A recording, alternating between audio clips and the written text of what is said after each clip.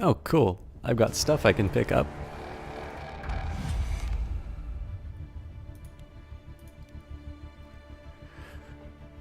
I've not been paying attention to Tides of War, so let's take a look at what the new one is.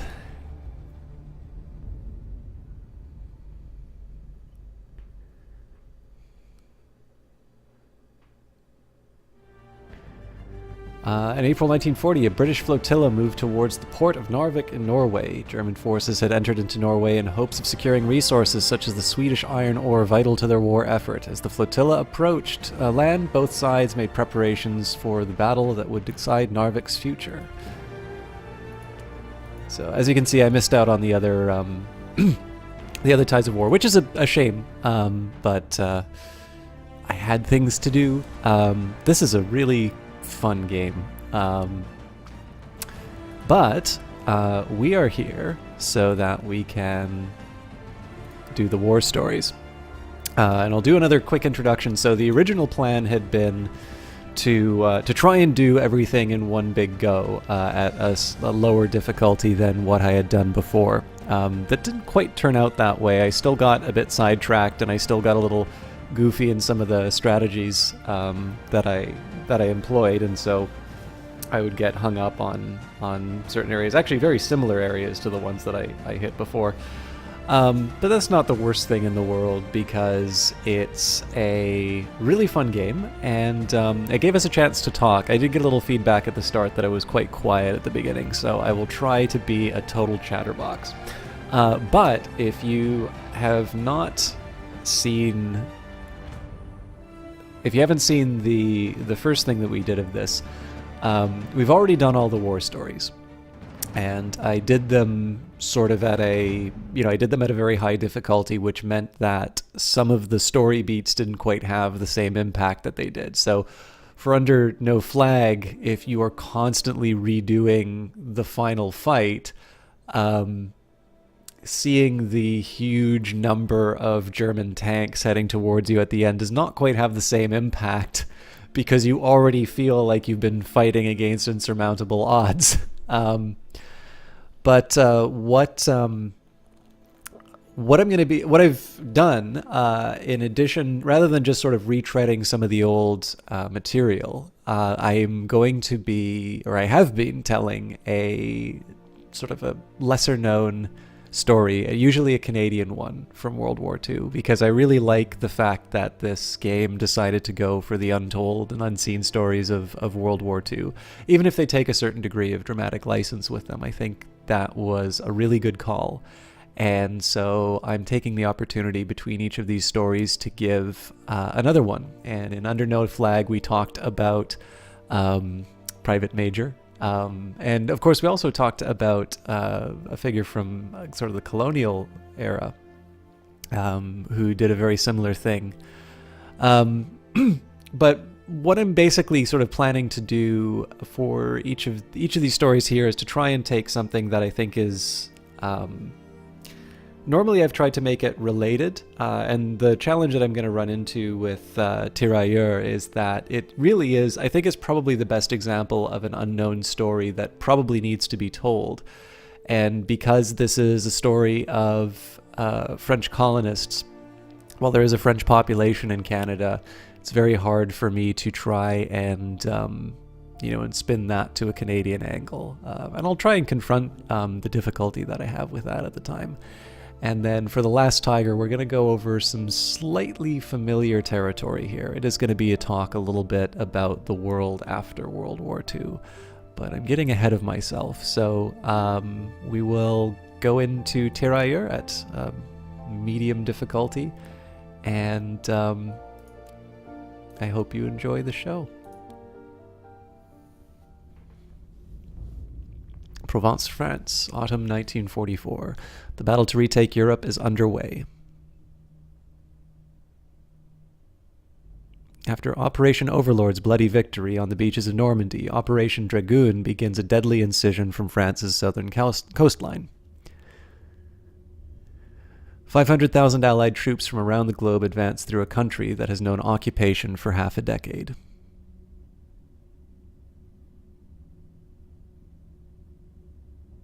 Although stretched thin and poorly supplied, German fortifications and artillery dominate the landscape. The enemy is prepared. He will fight for every roadblock and strongpoint. Berlin is 1,500 kilometers away.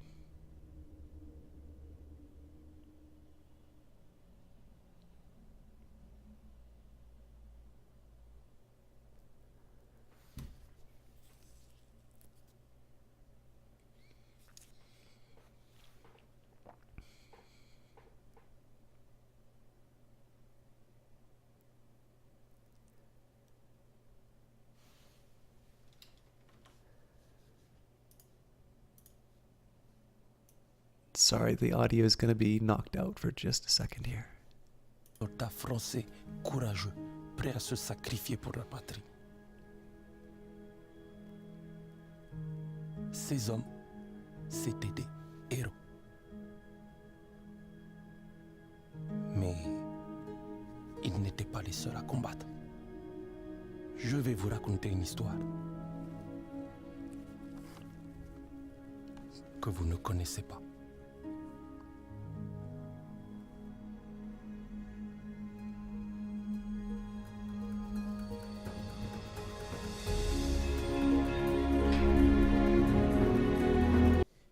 Sorry, this is the last time I'll do that.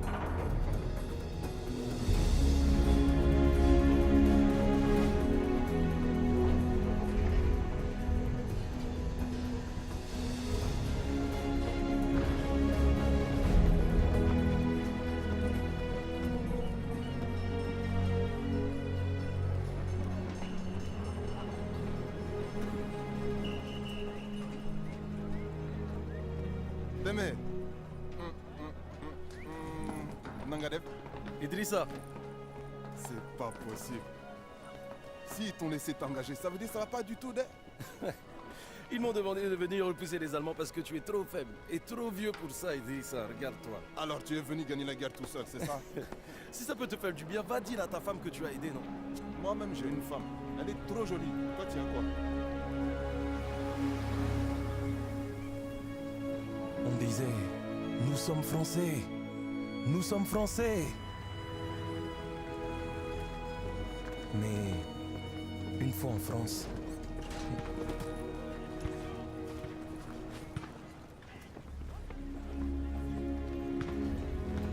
nous avons vu à quel point nous étions français.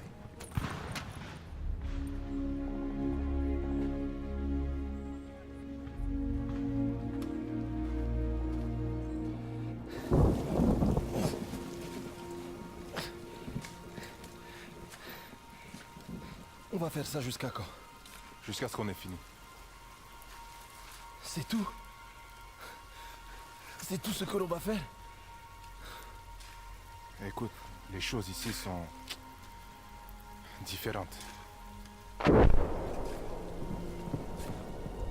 À ces temps, les Français lançaient tout ce qu'ils avaient vers un château occupé par des troupes allemandes. That's really funny, Quand Omnisci. tout a échoué, notre jeune et ambitieux capitaine a décidé de nous porter volontaires pour s'emparer des canons anti-aériens armants qui l'encerclent.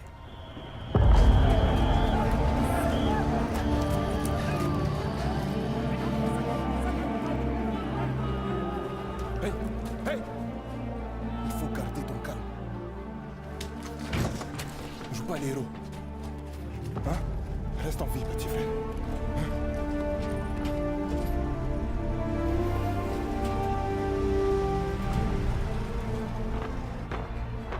Ce que je vais vous raconter n'apparaît dans aucun livre d'histoire.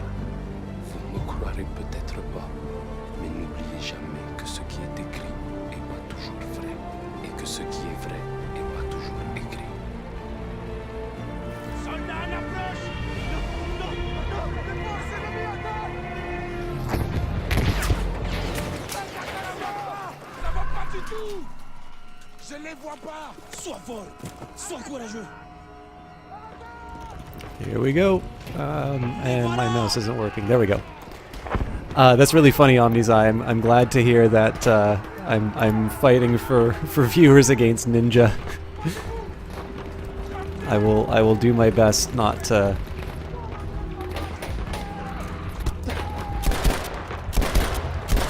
not to waste your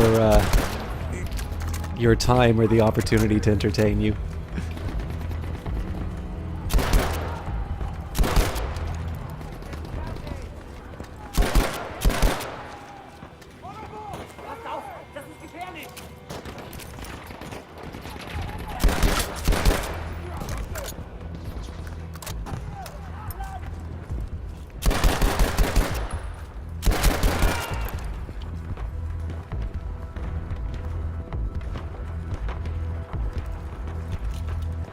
Genau da! Seid vorsichtig!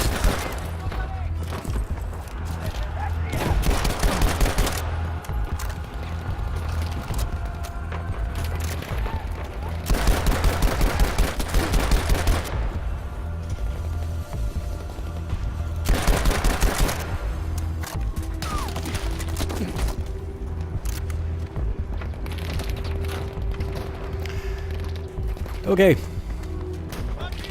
Again, I'm probably going to be a bit quiet in the first bits of this. Partially just because this is a chance for me to really take in the atmosphere, but I've run into my usual problem, which is I am out of ammo for wasting it.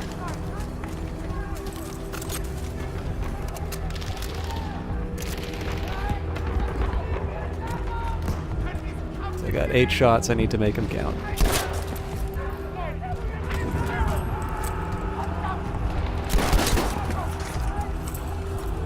There we go.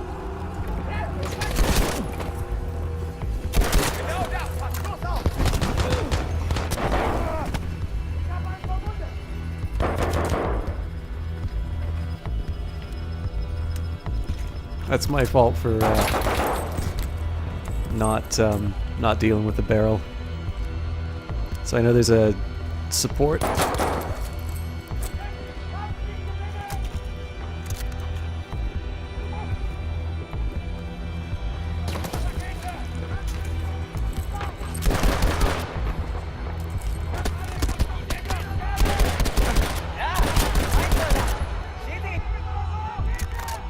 I will definitely say medium is a lot more forgiving than the last time I did this. Holy smokes, that's a lot of guys.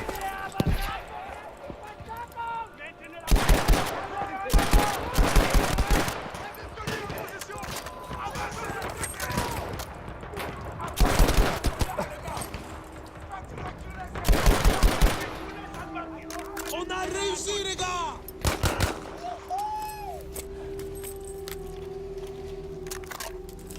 Alright, I might want to consider replacing this gun. It's kind of old and not that easy to manage. So what are we looking at here? Yeah, we can work with that. And then I think I'm gonna ditch the pistol for something a little more modern. I wonder if one of the Germans have something. This'll do. Although I probably should have picked up the ammo. There we go. Alright. So of course the drawback here, actually I'm gonna have to replace one of these for the sniper rifle for a bit. On se sent minuscule face à la guerre. Une autre fourmi prête à se faire écraser. Mais moi, je me répétais tout le temps. Non, pas moi. Je suis d'aimer. Je suis d'aimer. Et Dieu me viendra en aide.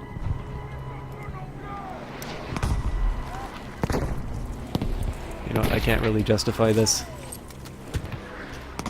I gotta get closer.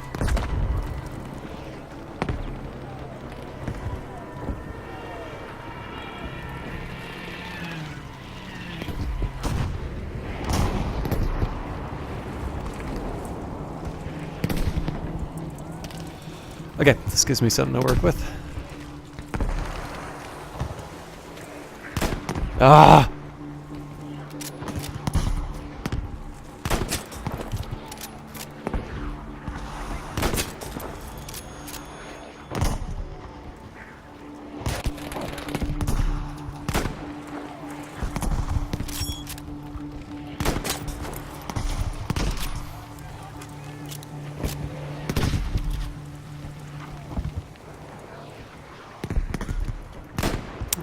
is probably a little too hopeful.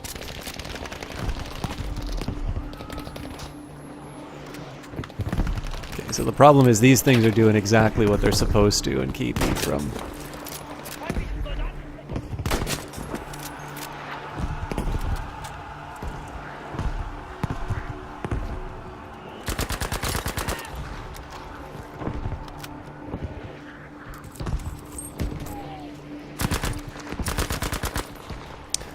So memory serves, there is a fire guy up here. Or at least there was previously.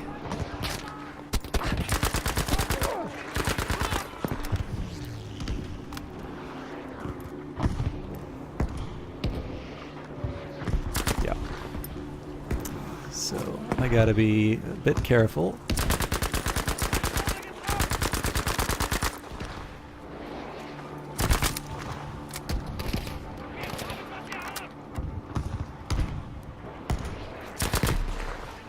That'll give him something to think about.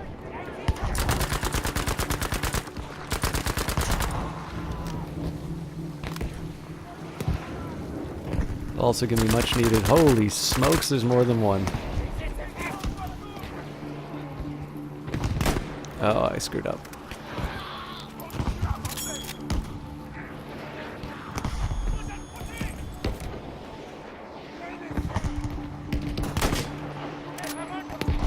That's what a headshot gets you with a sniper. Or with a flamethrower.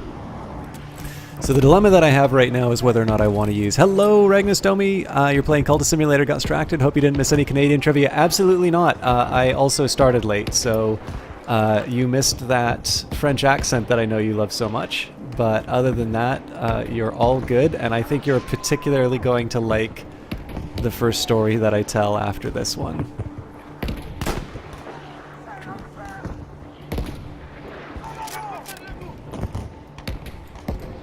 God, it is really tough to see these guys. Alright. I don't know if I got him. Okay. Yeah, it's... I'm reaching if I want to try and do that. Let's try and clear out the machine gun.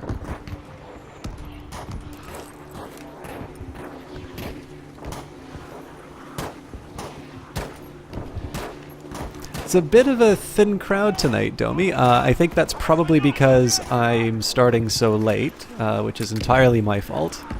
But I was trying to get a few more images than I have for this particular story, but I had to do a bit of a trade-off in terms of the stuff I wanted to show, while also getting the story started. So I did the best balance I could. Je me disais d'aimer, faut trouver quelque chose. Trouve un moyen pour que ça marche. Ah, I thought I had got him. Ugh.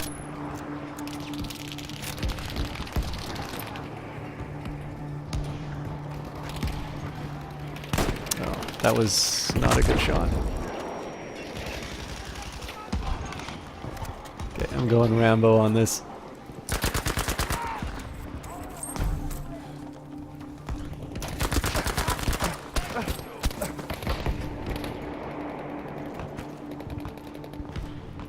Oh, what was that? And, sorry, I'll answer the chat in just a second.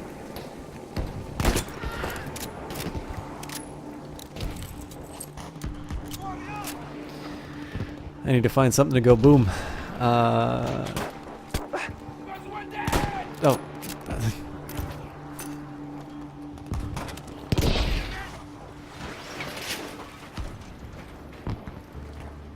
Okay, that did what it needed to do, but... Sauvera des vies. De vraies vies. Images. C'est concret. Oh, why images, or why couldn't I find them? C'est qu'on a fait quelque chose de bien. Hello, the eyes of sin. Alors on se raccroche à cette idée et on rejoint la boucherie. Oh, they are gonna murder me in a minute.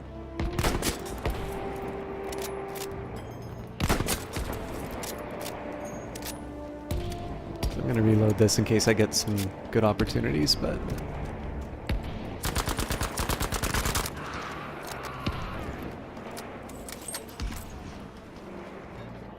You're kidding me.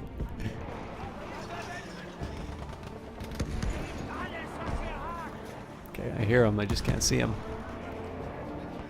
I'm gonna risk it.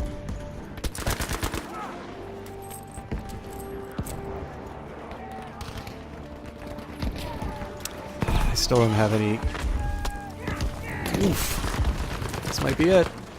I really need something to blow these up with. Oh, thank you, whoever did that.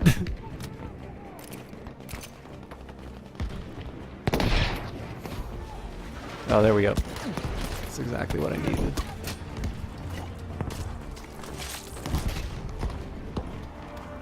Oh yeah, I completely forgot.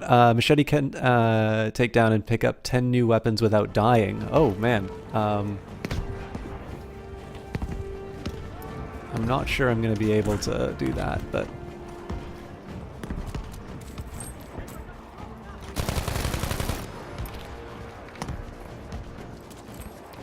Love the score.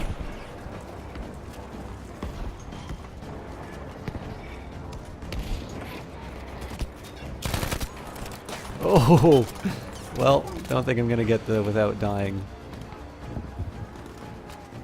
I really wanted to use the dynamite on that guy.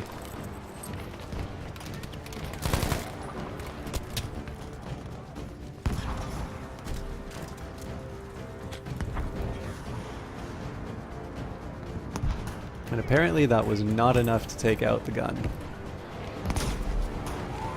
So, no. God, I'm bad.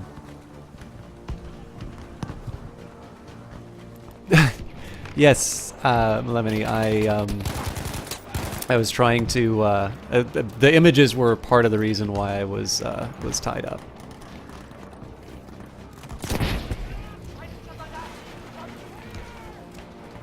Alright, so now that I know that I'm trying to get fancy guns. Oh, why images? Now you also want to know why you didn't find them. So the images will make sense when I get to do the history bit. Why I couldn't find them, it's... I actually had a bunch set up, but the challenge for me was I reset the computer, and so all the web pages that I had that contained them sort of vanished with the... Okay, let's see if I can do this. Nice. Apparently didn't get the gunner, though. I bet I can.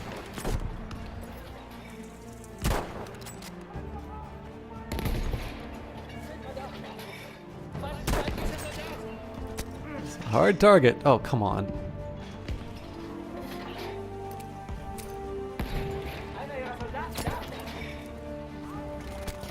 Oh, hi.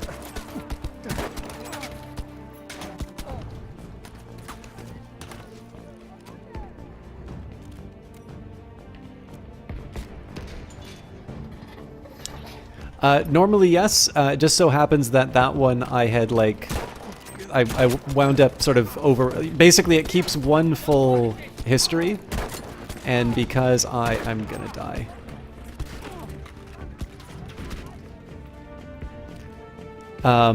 Because I had sort of reopened... Basically, I closed, reopened, and I didn't realize what I had lost until it was too late. So, like, it's totally on me. It's a totally boneheaded move. And I was able to recover the really iconic one, but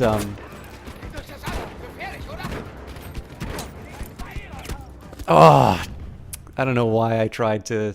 I don't know why I tried to be a hero in that. I don't think it's worth it to try and go for that achievement. I should have paid attention to that stuff at the beginning. But I also don't think I have my good sniper rifle now. This is a good gun, though.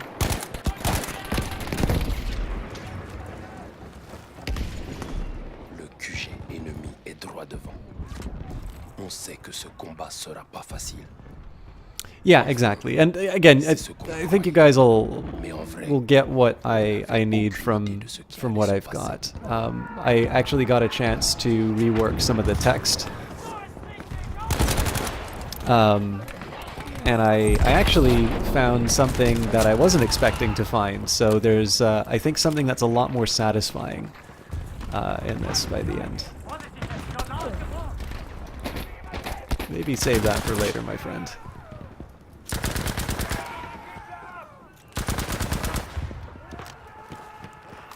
See, if I'd done this, I probably would have gotten the achievement. Emporté par l'euphorie de cette surprenante victoire. Même après toutes ces années, je m'en souviens encore très bien. Mais j'ai toujours une boule au ventre quand je repense à ce qui nous attendait.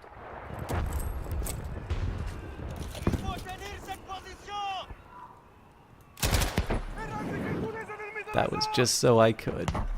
Je les vois! Les Allemands arrivent!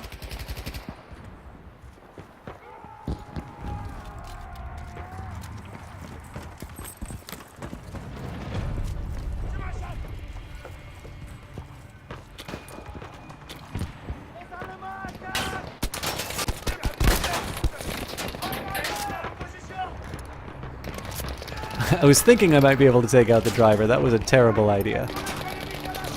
Okay.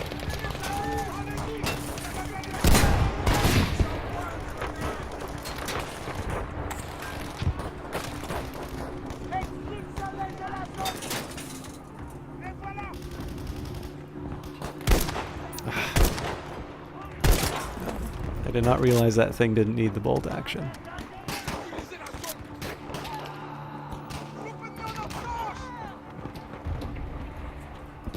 You know, the truth of the matter is I'm just not a very good sniper. The achievement is pick up 10 new weapons without dying, which if I didn't go Rambo, I almost certainly would have gotten.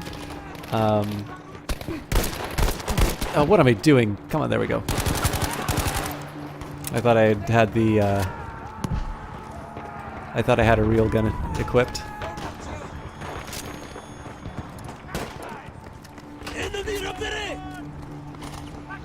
Oh, this is going to be another sniper, isn't it? Oh, no, this is good.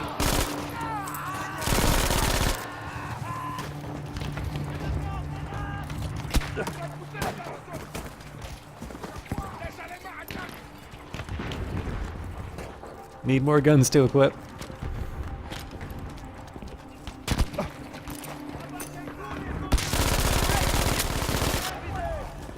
Definitely need to get rid of this one.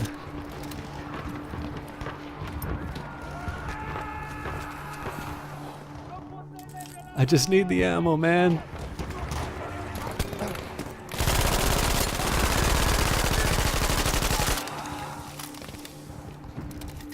This weapon really is for people who aim like I do.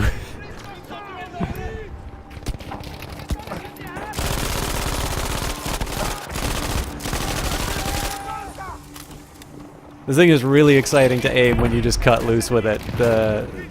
The barrel goes all over the place. Although it seems like it sort of refines its target as you just like drop the.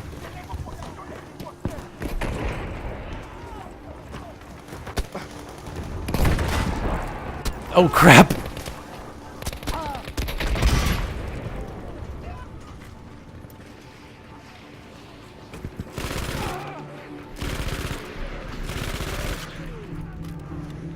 De l'aide arrive. Une traînée dans le ciel bleu. Ce pilote sera récompensé. Et nous, non. Mais on ne le sait pas encore. À ce moment-là, on avait juste envie de remercier cet inconnu et son courage.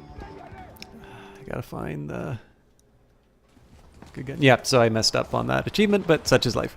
Why is that soldier not in the combat area, though? Does the rule apply only to... Yeah, well, Laisse-le partir, petit frère. for the bad guys, they can go anywhere.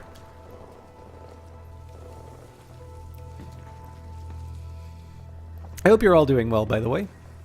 Again, I apologize for the late start, but I really enjoyed this story, so I should probably shut up over the Est-ce qu'on a gagné? Ils ont tous fui. Alors sauf s'ils ont changé les règles du jeu. Waouh, waouh.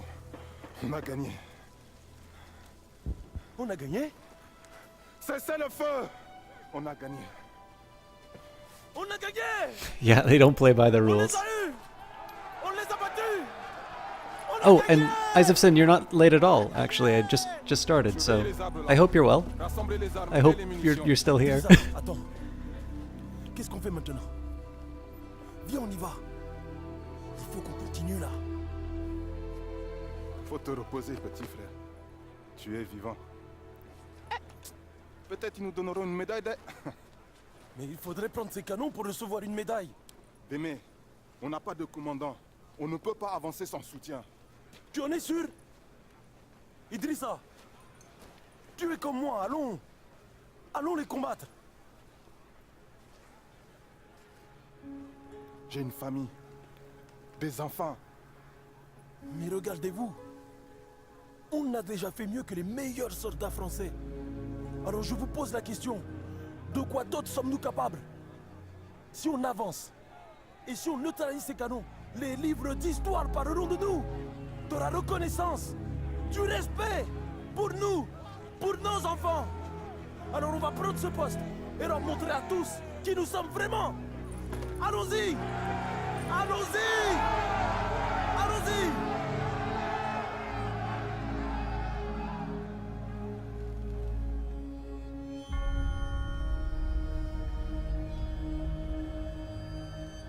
Eh bien, on peut dire qu'ils ont adoré mon discours. Alors, on a avancé. On s'est dispersé et déployé pour atteindre les canons le plus discrètement possible.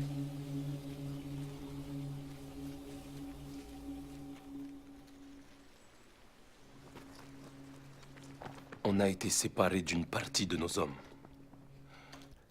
Get through the forest undetected and find 3 bottles of wine. Partir et rechercher. Unlikely I will do both, Pour qu'on but puisse attaquer la I'll do my best. I gotta get rid of ensemble. this gun as soon as possible. Il doit bien y avoir quelqu'un en vie là. I've always wondered if there was something that was cut from this bit, because it seems a little weird that Deme sort of finds himself alone all of a sudden. And I'm really glad to hear you're doing well, Domi. I'm all right.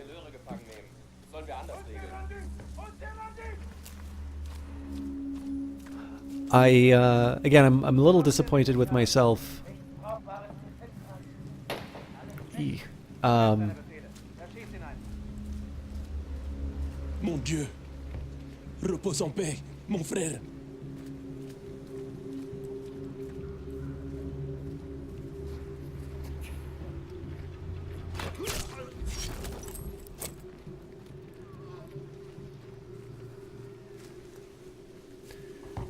So I don't normally want to take out these positions, but this will have a gun that's better than the number 2 that I have, so.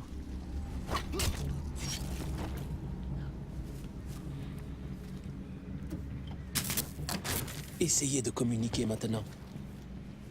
Oh, I'm mostly just disappointed that I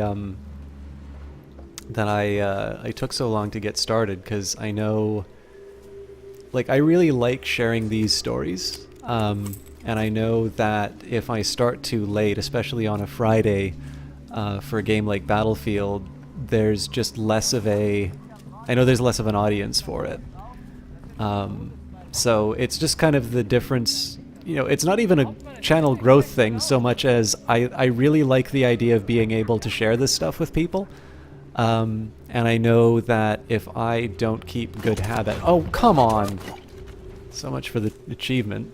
If I'd used this gun, I wouldn't have alerted anyone either. But yeah, it's just one of these cases where, you know, if you put a little effort into something like this, and I know it's kind of going to be the only place that people can hear those, there's always just sort of that little extra oomph that you want to represent it well. This is ridiculously easy in J'arrive trop tard. On medium. peut jamais s'enlever cette pensée de l'esprit. I mean, it'll be nice to it'll definitely be nice to go back to and Barrage droit devant, avec des gardes allemands.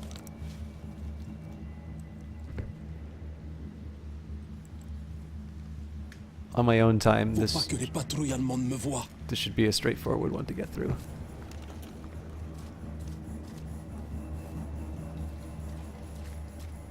I'd completely forgotten from the last time I played this that there's actually a scene of the German officers executing the tirailleur, because I know we talked about that, but I didn't realize that was actually in the game. And again, that's entirely based around the idea of superior races. That's the reason they did that. So it's not just that these were prisoners who'd sort of surrendered. It's not just the fact that it's a war crime. They were specifically targeted in a way that other prisoners of war would not have been if they had the right skin color.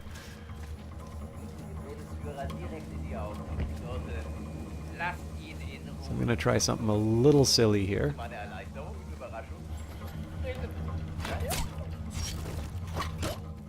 Worked. Can't really argue with that. Sorry, there were a few obstacles. Don't beat yourself up. Oh yeah, no, it's again. I can't control who shows up. I can only control when I start. So I'm not wearing a hair shirt and just lamenting my my place in the world for starting late. It's just kind of one of these things that I sort of know. I know I could have done a little better.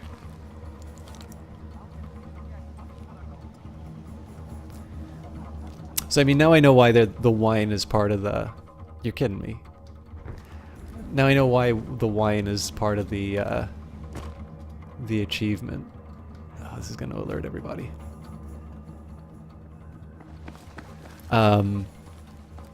Because if you...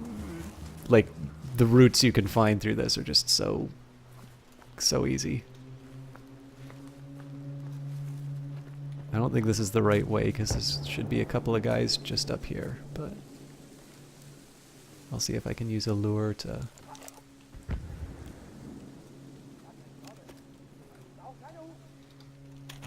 Encore des morts. Difficile d'imaginer qu'il y ait encore des survivants ici. Oh, crap. Oh, it's because he's an elite.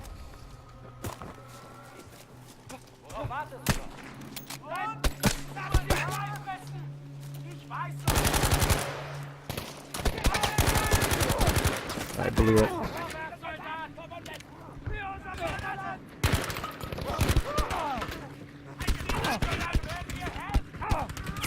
Oh, I thought I almost made it. All right. It is a really good looking game. Especially this one in particular. One of the things I know I kind of keep repeating this this point, but I think it's a really worthwhile one, which is, especially having worked in film, like I really do like it when people use all the visuals, visual sort of not tricks, but all the opportunities to tell a story visually that they can. It's very easy, like, again, especially because I had a sort of a stronger link with GOG than I do now. There is one thing that I was always a little unhappy with that crowd, and this, like, it's sometimes broadcasters, it's sometimes the users of GOG, but it's this feeling that, so obviously you don't want games nowadays to just be sold purely on graphical fidelity. There's a bit of an arms race going on in terms of, being able to push more pixels through existing technology and such. I get all of that. And I completely understand an inclination. Ooh. There's apparently a collectible. Oh, there we go. I completely understand the effort to sort of push against that. but I think it's a little too easy to say, you know, modern games aren't good because they're too focused on, you know, they're too focused on graphics. The fact of the matter is that this game is able to convey things that would not have been available in a lesser game. So if you think about the way that, if you sort of think about the way that this particular mission starts, and this is probably going to be more so for the people who saw this the first time I played it, you begin with Idrissa and Deme getting on the boat in Africa. So it's, you know, there's lots of, or actually maybe it, I'm pretty sure that's where they are. I need to recall exactly. But anyways, obviously the color palette is very different. It is an entirely different climate. And when you arrive in France, it's a totally different world. And again, like, is it the most important thing in this game? No. Does it really enhance the journey of this particular character? Absolutely. Et nous, on navigue sans rien voir à l'horizon. All right. I need to stop ranting. I need to get myself a better gun.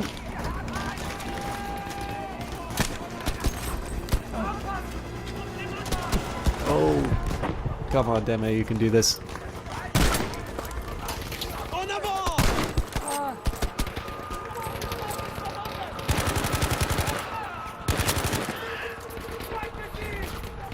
This is just like playing multiplayer. You get like 6 guys running into a spot they shouldn't be.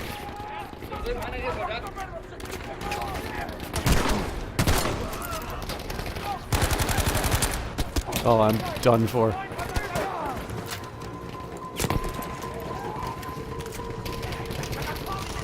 Shotgun is not a ranged weapon.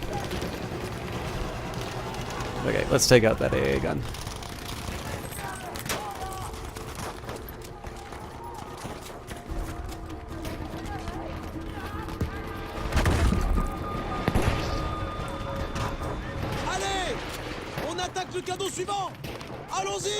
I gotta find that guy who fired that rocket.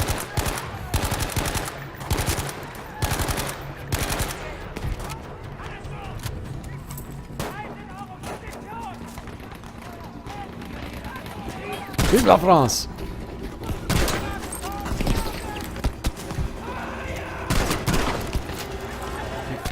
God damn it.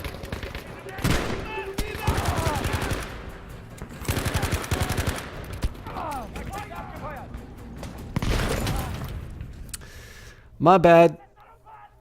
Yeah, I don't know what was going on with my weapons there. I thought, oh, you know what?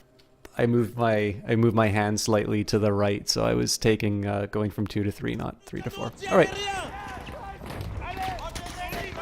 This will be better than last time.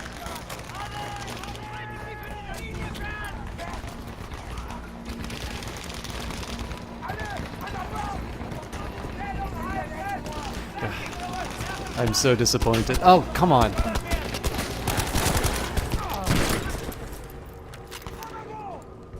Normally you should be able to pick these things up again, but...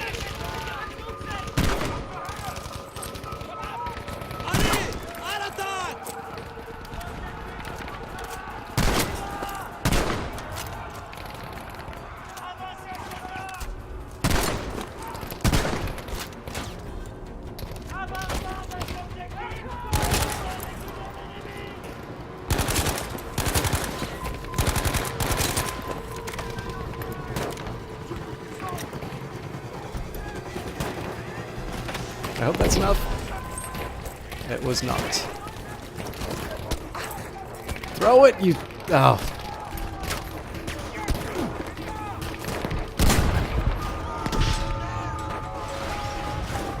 Allez! On passe au canon suivant! À l'attaque! It's a little clownier than what it needed to be, but...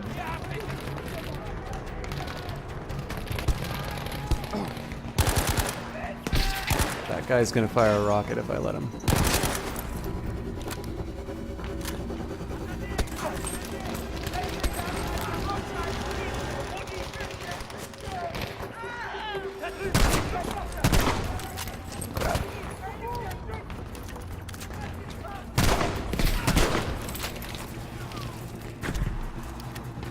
ammo, please.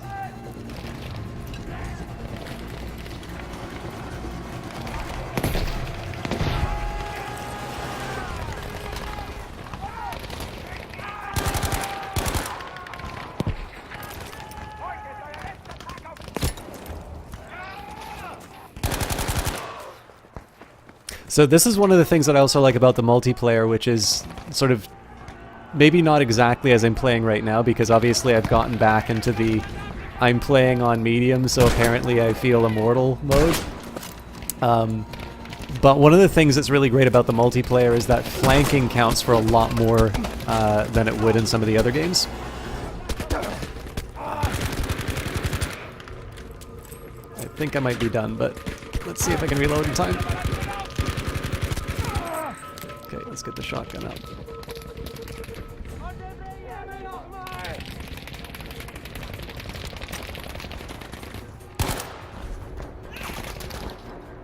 He's got to show up again eventually. Yeah, too slow.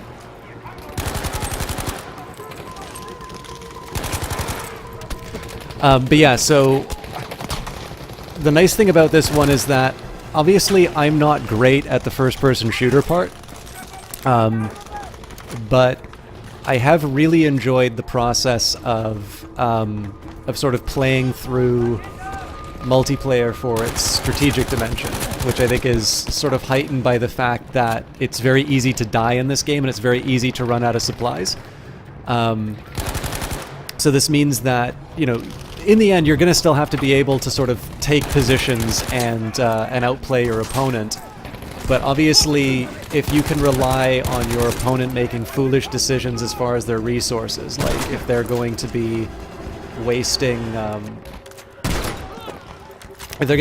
their ammo on shots that they can't really, you know, realistically take, that's going to translate into an advantage that you can exploit.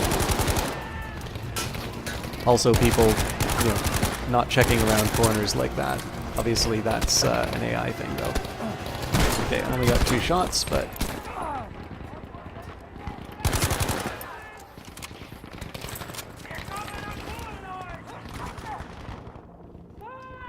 My bad.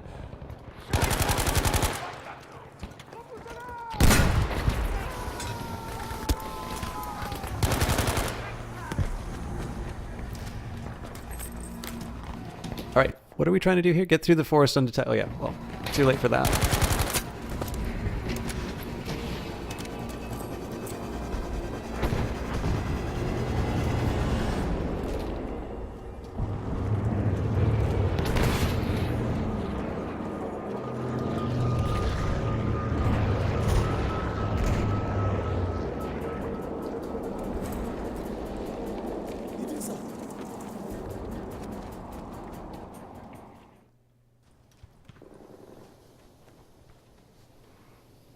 It's super exciting.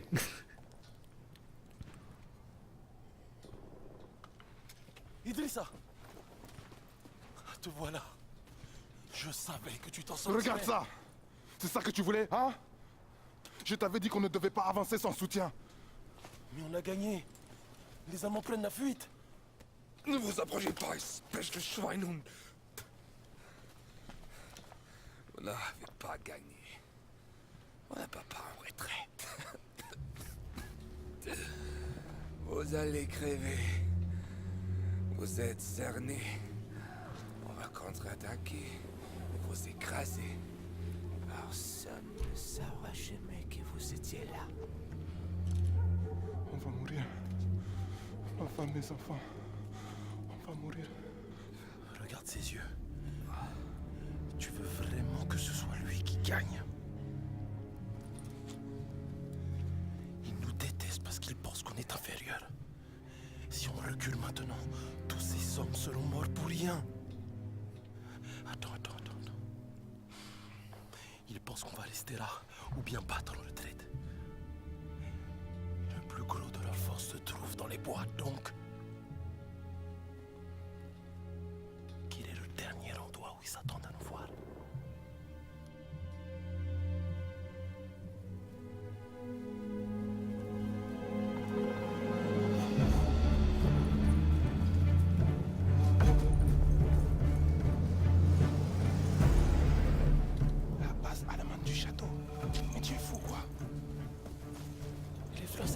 pas abattre ces fâches miaques, ni même à s'approcher de leur QG. Et c'est toi qui vas prendre le château tout seul?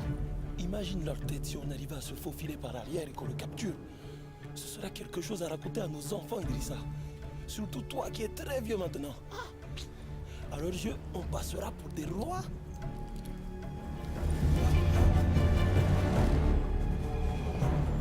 Tiens, petit frère, ça me plaît bien ce que tu dis là.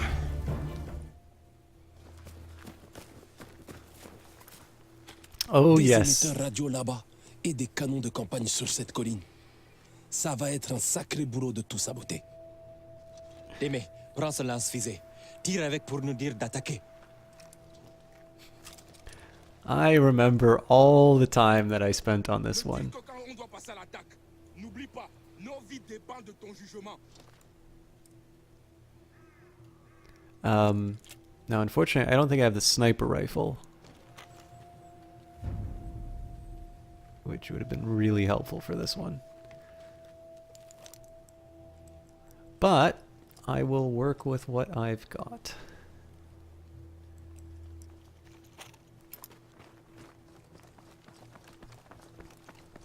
C'est la guerre.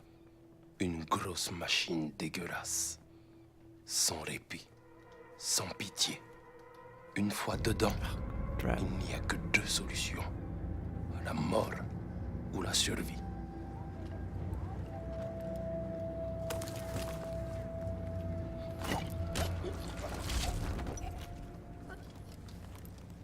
Not the most efficient takedown I've done, but did the trick. So I know there's a sniper somewhere over here too. Or do they get rid of him in the lower difficulties?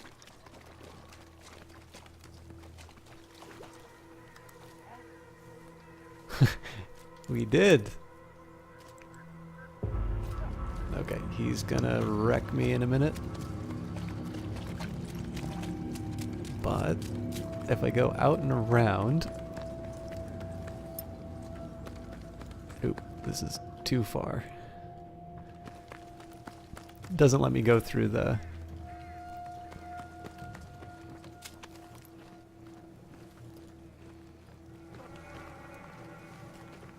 Yeah, I am only making him angrier.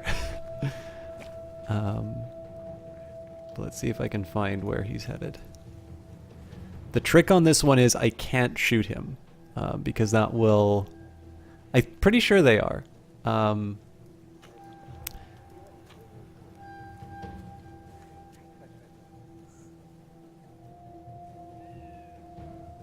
Although, to be honest, I've not seen a vineyard in the autumn, so I couldn't tell you for sure. Okay, looks like he's heading back.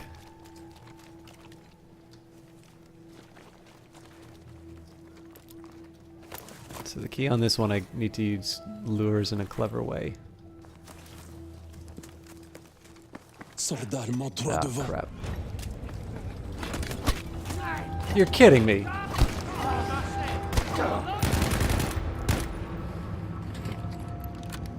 Okay, apparently I can shoot him. This is what I was looking for.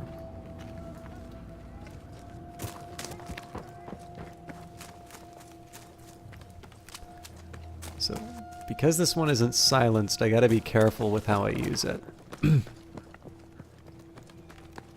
Oh, I also need to make a slight logistics decision.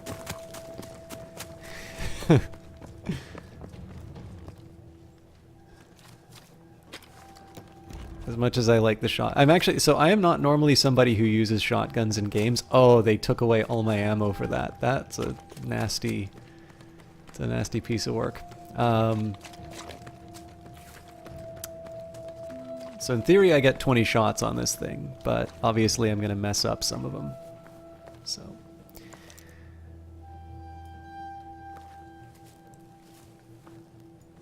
Okay.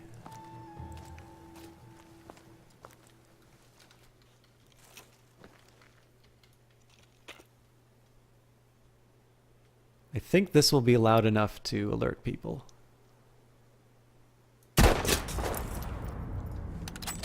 Well, wouldn't be the first time I was wrong.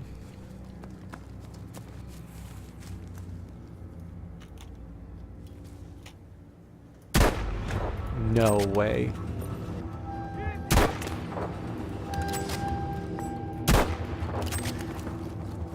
Oh, he's gonna raise the alarm. Alright, well.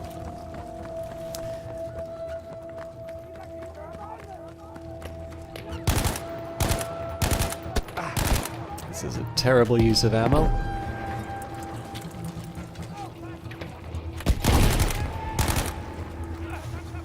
I only got 5 shots, so oh yeah, this is just bad overall. I deserve that. It's amazing, yeah, amazing how difficult it is to alert people when you actually want to. So, I mean, obviously, there's a lot of blunders in that, but the original sin was going for the sniper shot that I had no real hope of pulling off. Une fois dedans, il n'y a que 2 solutions. So I'm going to try and be a little bit better at these melee takedowns.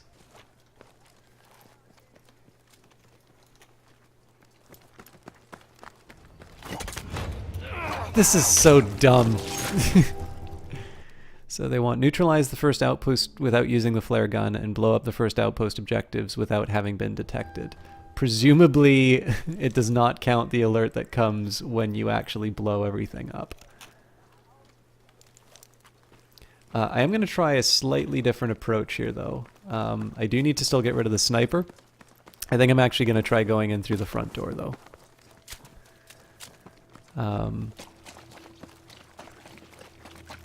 The good news on this is that as long as I don't do something dumb like lose all my ammo on this, even if I go Rambo mode, I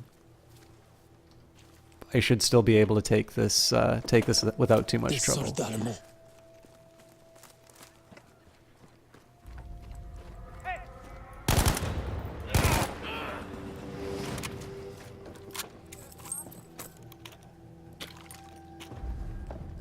Okay, so somebody's investigating.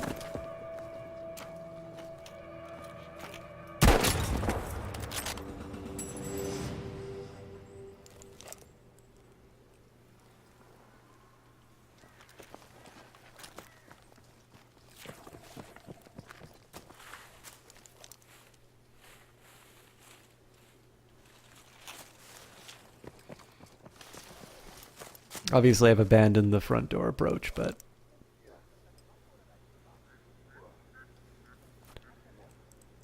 Okay, so the tricky one is going to be taking out the one without alerting the other.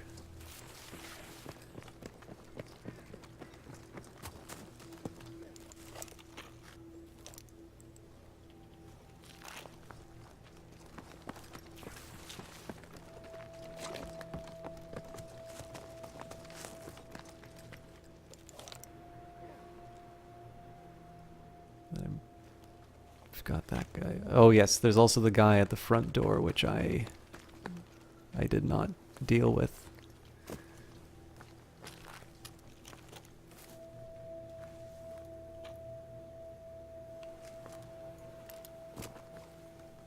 True. You're saying I'm playing in character. I'll accept that excuse. Okay. Brutal.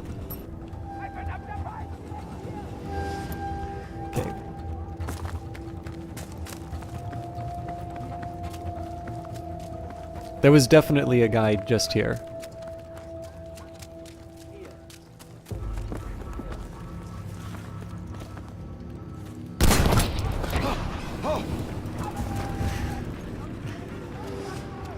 Not my smartest move, but I thought I had the dynamite out.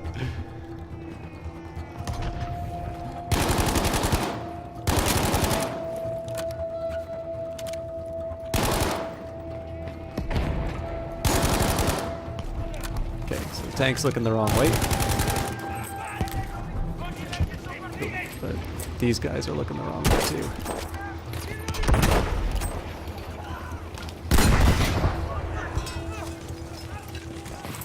Oh man, that thing is so much easier to take out on this mode.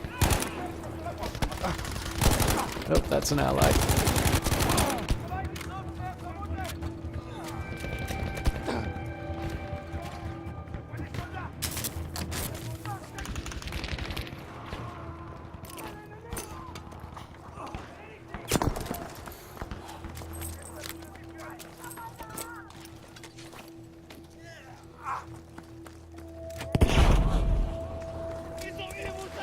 Voilà.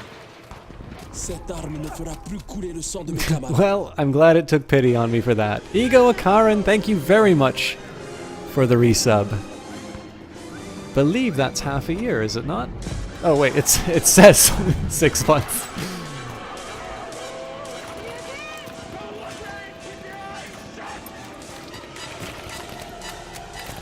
I am the chosen one. I can see things after they happen.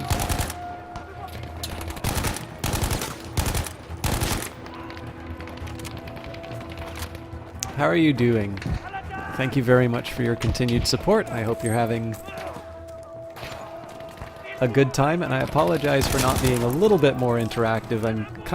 I'm trying to keep the interactivity up while I play this, but I've definitely noticed because I've been focused on trying to play the story, I'm a bit bad at keeping the action going. So if anybody does have any comments or stories or other details that they want to cover, I don't think I'm going to make it, but we'll see. Oh, come on. I don't know why I suddenly stand up sometimes. But yeah, if anybody does have anything they want to try and push things along with, I will try to do my best to respond in chat. So just shortly tuning in for your goodnight cigarette. You need to work in a few hours. Well, I absolutely appreciate you taking the time to spend your precious minutes with us. That can't be... Oh, okay, well. That was easy.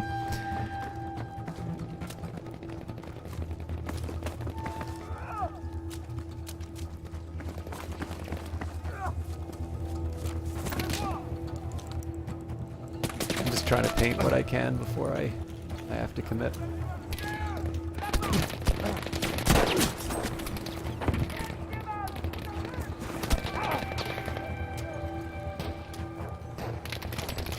So something tells me sniping's not going to be the answer here, but especially when they don't take the guys out in one hit.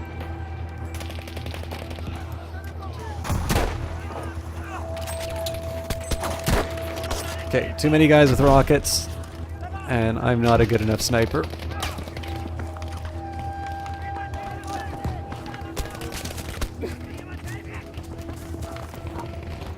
Okay, so what I gotta be careful about here is if these guys try their own flank. Ooh, that's a lot more than I was planning. Oh, come on. Give him something to think about.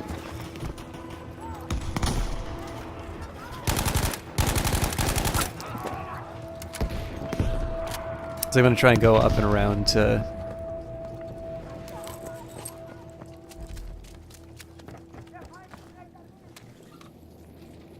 Okay, looks like my comrades did a much better job than I did, so good for them.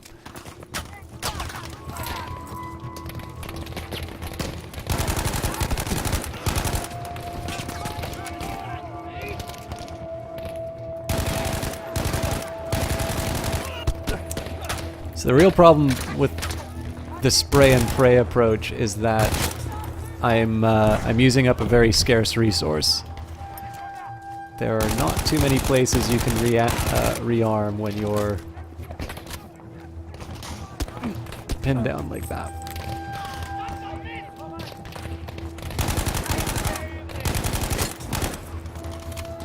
Also, running and gunning is not quite the done thing in this game, but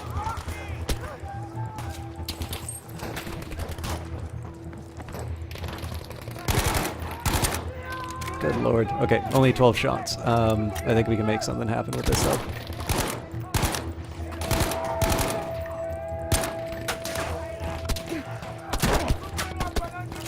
that would have been a lot cooler if I actually got the headshot. I think I'm just gonna cower for a little bit. Et leur montrer ce qu'on vaut. Okay, cool. So this is a nice little chance for me to reload. The one dilemma I have is that I'm not sure if it's a good idea for me to keep trying to go with the sniper rifle or if I should get something a little more close range. I'm gonna try and go for the sniper. And my motivation for doing so is I think I might be able to pull the same trick. If I can get a somewhat decent flank and get myself into a safe enough position À l'attaque! like this. J'y vais! Speaking of, blow up the first outpost. Oh yeah, C'est no. parti! So we've already...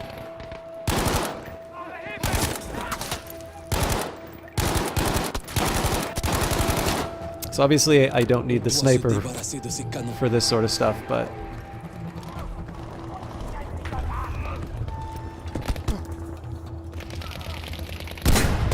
Oh, that was a bad shot. Oh, well, it still did the trick. That was just a disrespect dynamite.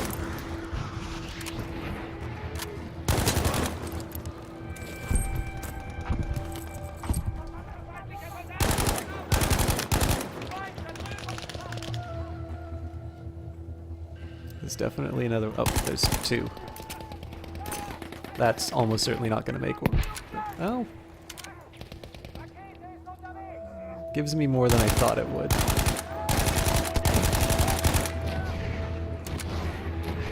Okay, I gotta do something about this guy, though. Oh, this'll be easy.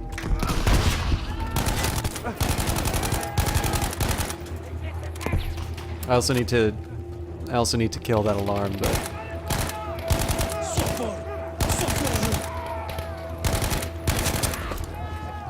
Out ammo.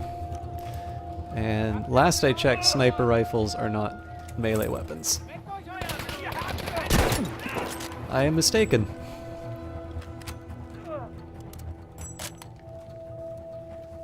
One dynamite to fulfill the mission and another because I don't like you. Exactly, Domi. You know the unwritten rules. I just want your ammo. Leave me alone. Okay. Don't have any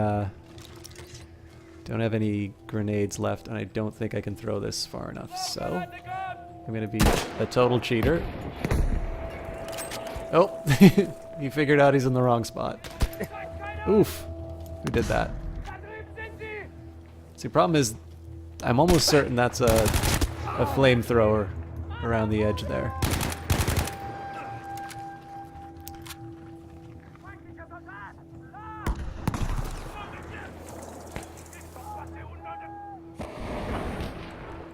That was a flamethrower.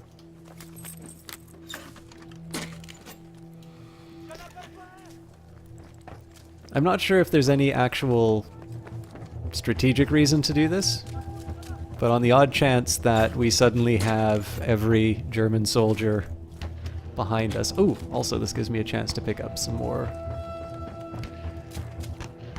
highly desirable supplies. I think I'm okay without the sniper. Have you ever played Counter-Strike? I used to love Counter-Strike. It's been a while since I've played though.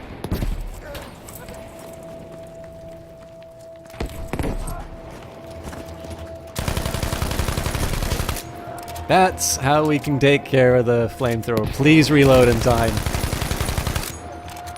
Oh crap.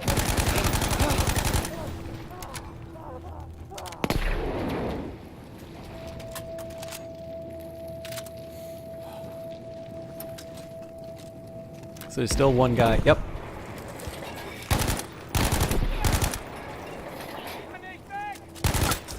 Oh, that's very lucky. Alright, I'm just gonna pick up my little ammo packets because I have no aim whatsoever. and so I make it up in Alors qu'on se volume. battait pour forcer l'entrée. Une partie de moi espérait qu'on n'y arriverait jamais.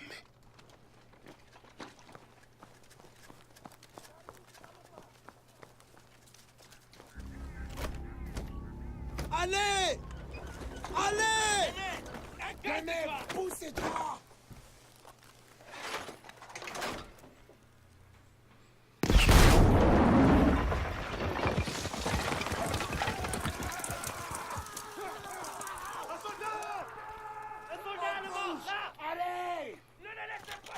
Vive la France! Allez! À l'attaque!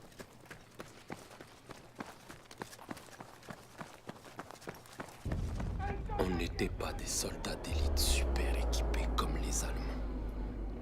Contrairement à eux, on n'avait pas d'armes de pointe et on s'était pas entraîné pendant des années. Mais on avait la volonté. La volonté de gagner quel que soit le prix. Et la victoire nous a coûté cher.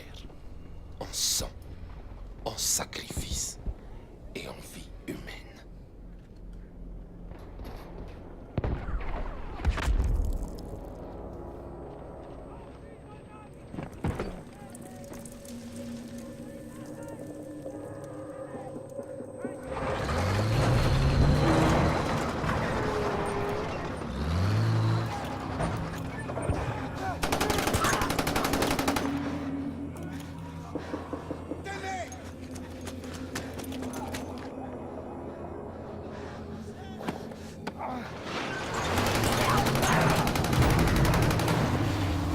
So as part of the prep for this, I went to the War Museum and they have one of these tanks there.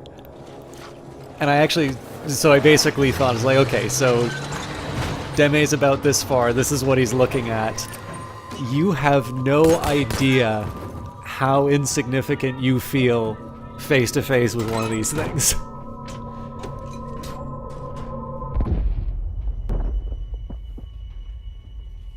And obviously the one that I was looking at could not move.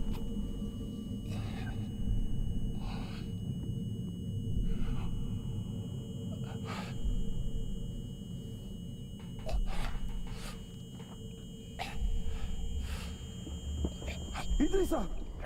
Oh mon Dieu! Idrissa! Réponds-moi! Idrissa!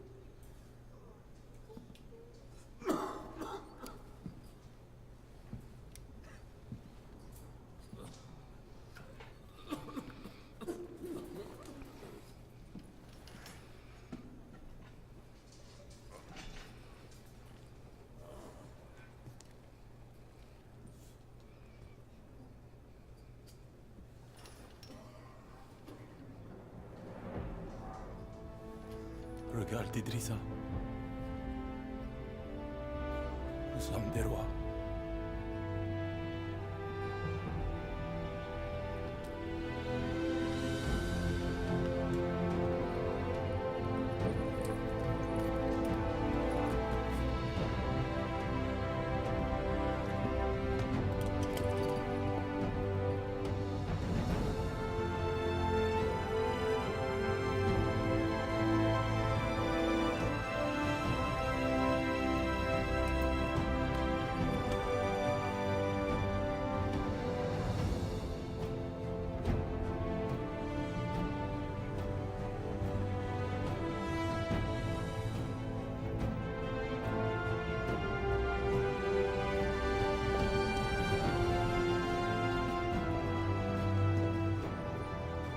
Messieurs, nous sommes fiers de vous et de ce que vous avez accompli. Merci, mon commandant. Faisons une photo pour la postérité.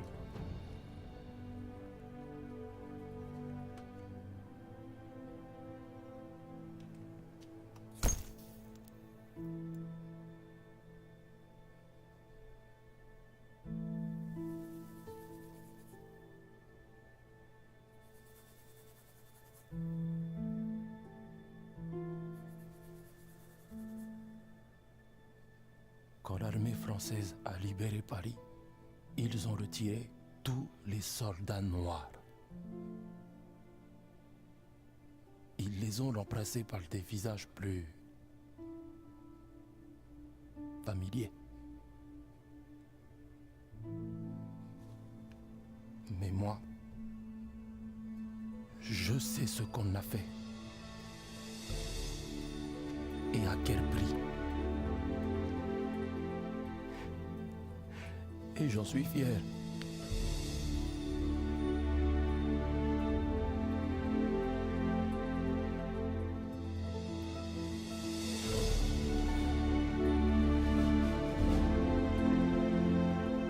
Summer in 1944 saw troops from around the world deployed on French soil.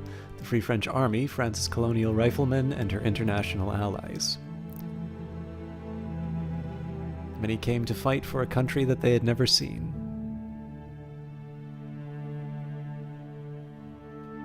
An estimated 25,000 tirailleurs died fighting for a country that most had never seen.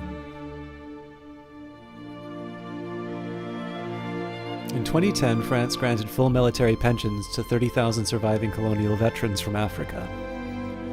In 2017, President François Hollande awarded French citizenship to the 28 surviving tirailleurs Senegalais.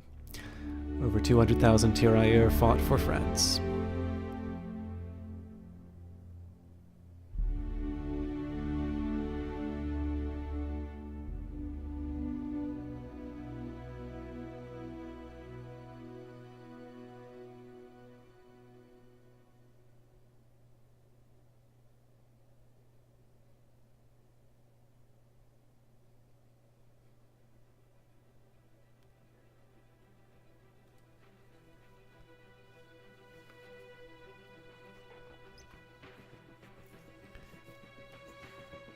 Okay, sorry, just give me a second here. I'm gonna need to rearrange my windows.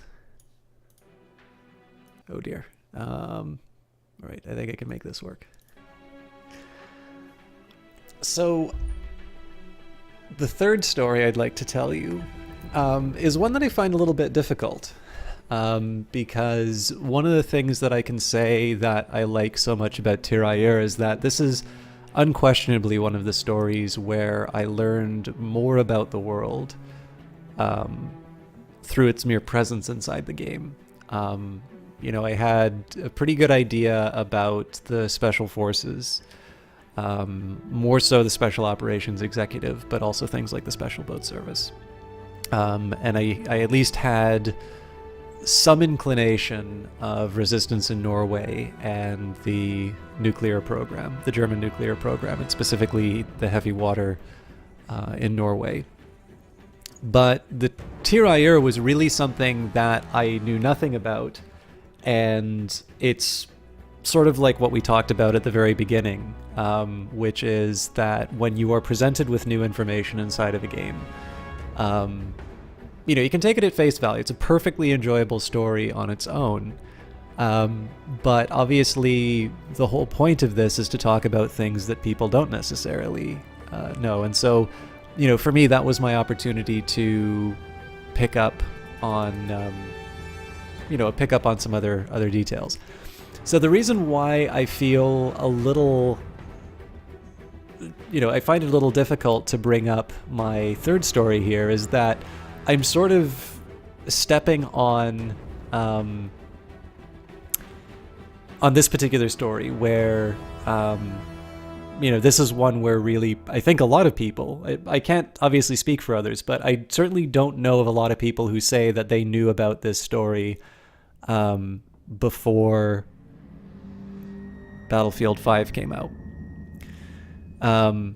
And there's really no comparison that I can make for Canada. I mean, Canada was a colony of Great Britain, and it was through the First World War that it gained a higher degree of its independence. And while there's a very large French-speaking population in Canada, and in fact, Canada entered in the Second World War with a division between these two, I don't really have anything to say about the tirailleurs or people of African descent serving in World War II in terms of Canada. In fact, I'm going to start by talking about a wealthy white businessman. And so, I'm not necessarily going to wave all of the privilege flags, because I think there is a difference between, recognizing it and the context in which these things are presented. But I sometimes also think that, I don't think you always need to go to confession every time you want to present an idea. And so, having spoken about the tirailleurs the first time we played this, I'm going to tell a Canadian story, and it's going to actually start. The best entry point that I have for this is through a man of supreme privilege. And it's going to be about a guy called the Minister of Everything, C.D. Howe. And essentially, what this story is about is how Canada completely transformed in World War II, and it essentially never turned back. When I talked about sort of the French language, the French population in Canada, one of the problems of the First World War was there was a conscription crisis. The English population wanted to go and fight for England, and the French population wanted no part of it. And so through conscription, you're forced to fight. And in this case, they fought for a power that they didn't necessarily feel any particular loyalty to. And in fact, at the start of the First World War, or the Second World War, you have this division in Canada. The Canadian troops really didn't have any better weaponry than the First World War. There was basically the expeditionary force that was sent out to the UK, and after Dunkirk, they were actually the best equipped, but that is not a statement in terms of how well equipped the Canadian soldiers were. This was a statement of how desperate things were. And yet, one of the biggest stories that I can tell you about Canada in the Second World War is its industrial output, how it effectively armed the Allies. 70% of the war production of Canada went into the hands of soldiers who were not Canadians. And so beginning the story with the man named C.D. Howe is an indication in terms of how that happened. He was already a member of the Canadian government. He was a minister under the Prime Minister, William Lyon Mackenzie King. And there's a few things that he introduced into Canada to allow it to achieve its goals. The thing you need to remember about Canada at the onset of World War II is that it was an agricultural country. That was its industry. You chop wood. Well, I'm obviously chopping wood as an agriculture, but basically you can chop wood, draw water. Eventually, of course, now we produce oil. Lots of food production across the country. And the factories with which, again, so much of the Allied forces were equipped, most of them did not exist in 1939 at the start of the war. C.D. Howe had a background in business, and one of the things that he brought in, and one of the reasons why he became the Minister of Everything, was a thing known as dollar-a-year men. He took the top managers from Canadian businesses. They effectively loaned these people to C.D. Howe to run all of the different companies that were produced to support the war effort. They were paid by the government $1 they were paid $1 a year, and the other the companies that they were originally assigned to basically paid them. They kept them on their payroll. And what these dollar-a-year men did is they went across the country and they stockpiled reserves of strategic materials. And one of the great things that C.D. Howe did was he established crown corporations. And if you're not familiar with what those are, effectively, they are not branches of the government. They are actually standalone corporations. So a good example here would be something like the CBC, which is owned by the government, but it's an independent entity.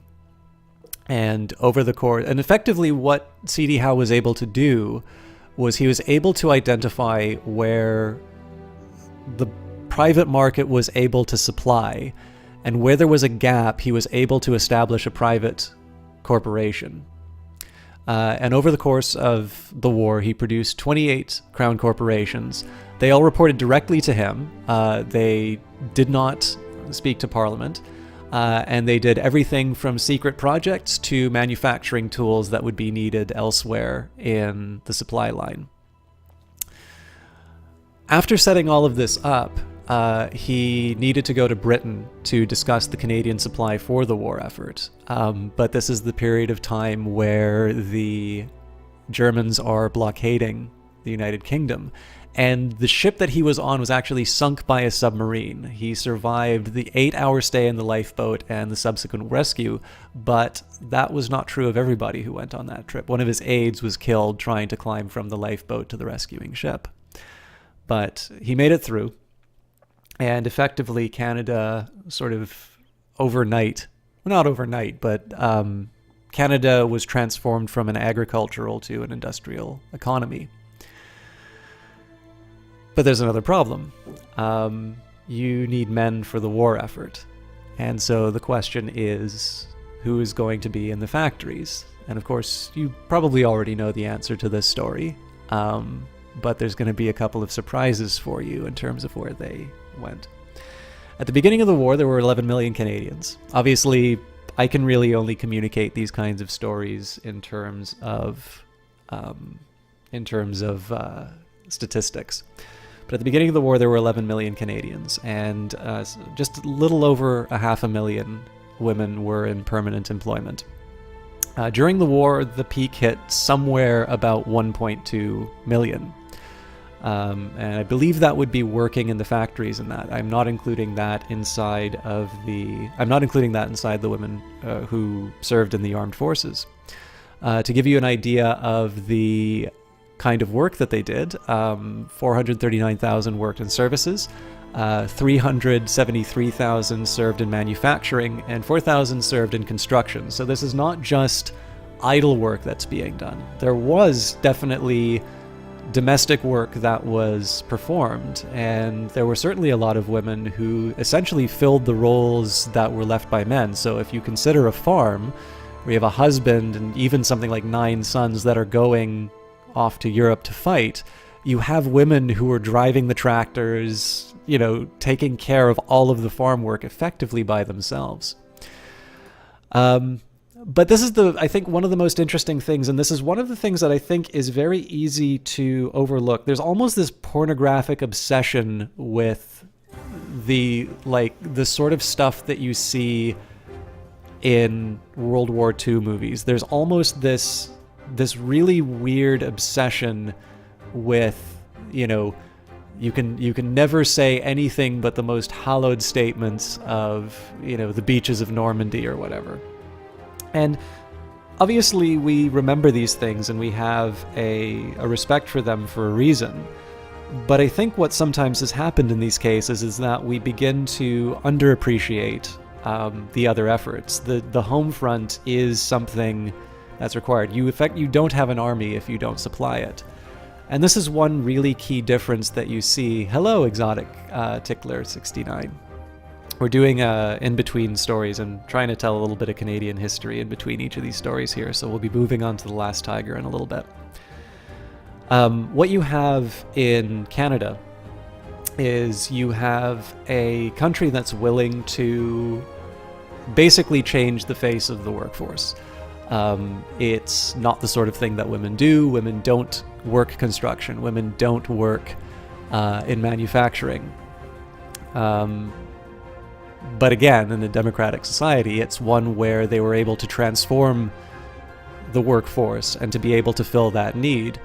Whereas if you take a look at Nazi Germany, you actually have to see the shift in Goebbels' propaganda from women being reduced to this very domestic and subservient role to trying to encourage women to go into the factories. And this is perhaps a testament to the effectiveness of Britain, Canada, and all of these different countries being willing to bring in people who wouldn't normally work on these sorts of things into the war effort. Sorry, I lost my train of thought slightly on this, but the other thing that is worth mentioning on this is that women who served in the armed services, whether they were driving vehicles, whether they were in the medical corps, any of these things, there was what was known as a whisper campaign, and this is actually something that Canada instituted very heavy penalties up to and including imprisonment, because there were these claims being made that the women who were serving in the Army and the Navy and the Air Force had loose morals, basically slut-shaming, except that these weren't necessarily promiscuous women. This just happened to be the rumor that was running around, and it was considered enough of a problem by the Canadian government that they actually stomped that out, because again, it's something, I don't want to necessarily say understandable, but it's an example in terms of how you don't just say let women work in the factories, let women come into the army, and that happens overnight. You actually need to do that transition. And it's the reason why I started this story with C.D. Howe, because it's all well and good to say, well, yes, we need to reshape the economy to be able to support a war effort, but you actually need to have a plan in terms of how you do that. And the linchpin of the whole thing was to actually have people in place. Again, remembering that you go from an agricultural economy to an industrialized one, and one that never turned back from that point. You need people to work in there. And in this particular case, it was Canadian women that did that role. So, I think I mentioned this before, but women were particularly good at electronics, optics, and instrument assembly. But they also definitely did the hard work. Women worked with lumberjacks, and they really were called lumberjills. There's some other really interesting stories in terms of the way that women also sort of reflected. That's cool, Exotic Tickler. I'm currently in Ottawa. I used to be from Vancouver. Rationing put in some restrictions in terms of fashion. To give you an example of some of the restrictions that came in, there were no cuffs on pants. You couldn't have a hem in excess of 2 inches. You couldn't have sort of these flat pockets, and you could have no more than 9 buttons on a dress. But this didn't stop women from producing clothing. In fact, the level of ingenuity resulted in a wedding dress being produced out of a parachute.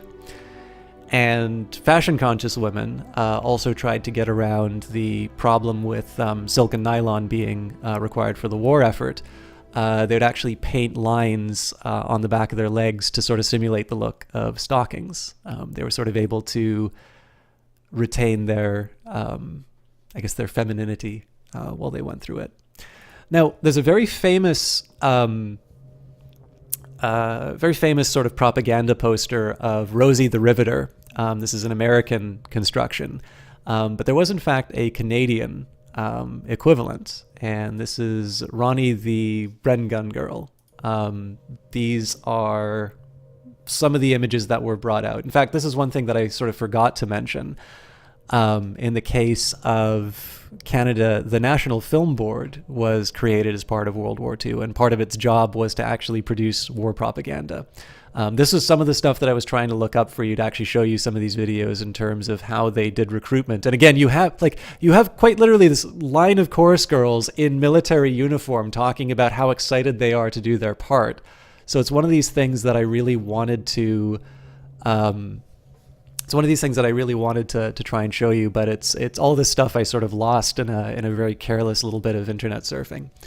But what's particularly interesting is there's an argument to be made, and I don't have a firm chain of cause, but this particular photo of again, her name was her nickname was Ronnie the Bren Gun Girl. Her actual name was not Ronnie, but this is most likely the inspiration for the Rosie the Riveter image, and I believe this was taken 2 years before that particular photo was taken. But this is the type of work that they were doing. If you want an idea, and again, this is the total manufacturing base, so this is men and women working side by side. But I did actually get some numbers in terms of what they produced over the course of the war. This is from 1939 to 1945. The industrial output of Canada during this time was 8,653 ships, 16,418 aircraft, 42,966 artillery, 50,663 tanks and armored vehicles, 815,729 transport vehicles, 1,767,392 small arms, and this is a really tough one for me to write. I'm going to say the numbers out. 463,840,9,000. So what is that? That is thousand, million, billion, 46,384 billion. Oh no, I got this wrong. 4,638,409,000. Wait. 4,638. Yeah, okay, sorry. 4,638,409,000 ammunition.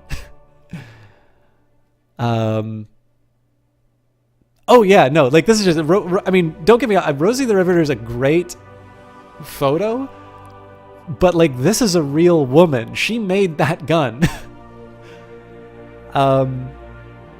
It's the 7th of British war production. It's the 4th largest Allied producer of war materiel. And again, I remind you that these are factories that did not exist before 1939. And 70% of the production went to the Allied armies.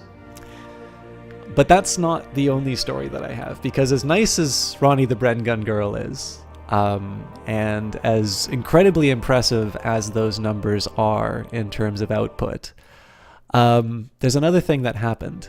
The first woman to graduate as an aeronautical engineer came out of World War II. And this was Elsie Gregory McGill. She was from Vancouver.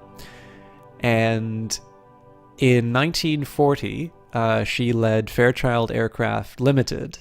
And in this particular case, her work allowed that particular company to produce over 100 Hurricane fighters a month.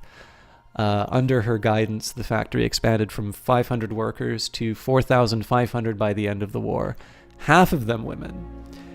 And she continued to be an advocate for women's rights. She was the head of a couple of commissions and in fact said that for all of her accomplishments in aeronautical engineering, she wanted to be remembered as somebody who advanced the cause of women in Canada. She's actually known, there's a comic book about her called Queen of the Hurricanes. And if you'd like to know a little bit about the Hurricane fighter, I think the best I could say is it's the most numerous of the planes. The Spitfire is definitely the sort of the one that captured the imagination. But the Hurricane, I believe, had the largest number of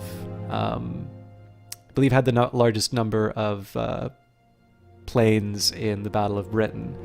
Essentially the workhorse of the Royal Air Force. And I could go on probably for another half hour. There were women who trained pilots, and these are people who are basically out of storybooks. They're women who like sign up and, you know, they basically get a hell no response, and through just sheer force of will, effectively prove themselves to be the most competent to show what they were, you know, what they were doing. They're most competent at what they were at piloting. There were women who basically flew the planes to Britain where they would be used. there's a ton of different stories like this, and part of this comes from a trip to the War Museum where I took a ton of photos, but again, some of these all get mixed in terms of some of the other details that I have on here. What I might do is I might do another photo album on Twitter, just so that I can cover all the details. But I'll give one example that came from the War Museum. In this case, the exhibit says, "Women at War: Manpower shortages led Canada to enlist growing numbers of women in the war effort." The three branches of the Canadian military established the Women's Auxiliary Forces in 1941, the Royal Canadian Air Force Women's Division, the Canadian Women's Army Corps, and the Women's Royal Canadian Naval Service. They trained women to work in a wide variety of jobs, and by the war's end, almost 50,000 women had enrolled in the military, driven by patriotism, necessity, and opportunity.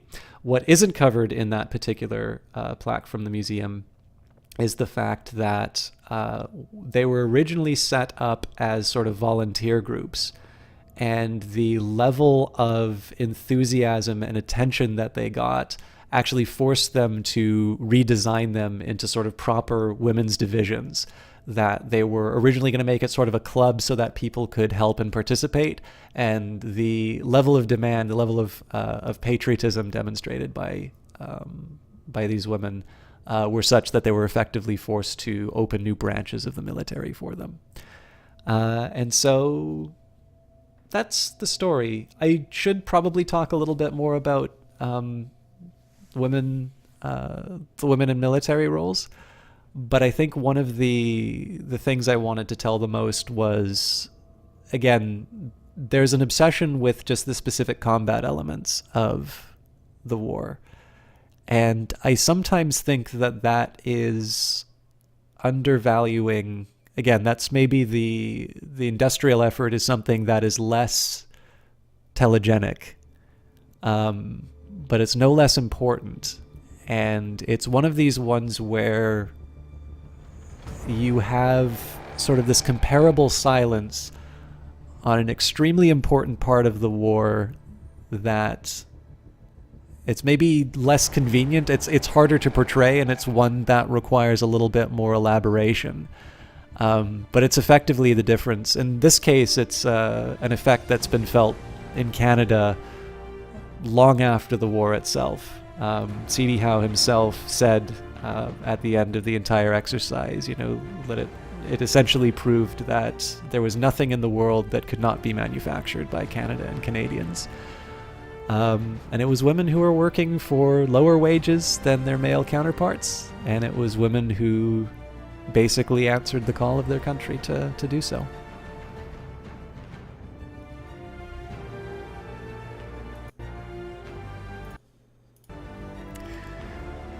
So we'll move on to our final story, The Last Tiger.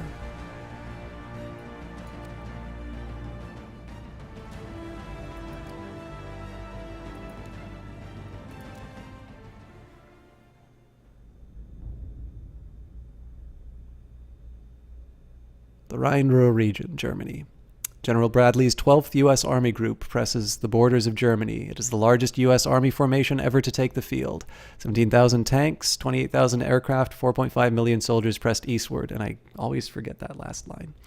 The Tiger tank is a legendary war machine. Allied guns can barely scratch the thick steel skin. Few enemies can survive the Tiger's bite. An 88mm cannon that destroys most Allied tanks with a single shot. Germany constructed 347 Tigers. The U.S. produced almost 50,000 Sherman tanks. Tiger crew would run out of ammunition before something or other. All right, have a good one, Ego. I hope that was worth the time that you spent. Again, thank you very much for the resub. By the way, I lost a follower during that story.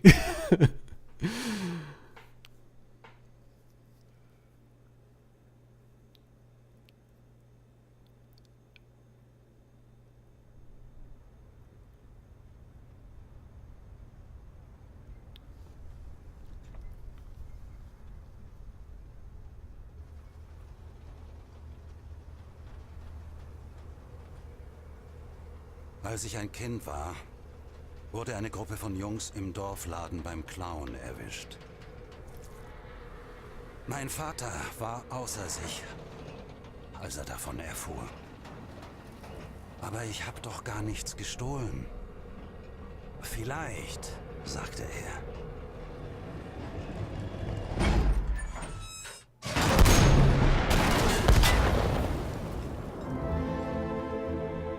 Aber du warst dort.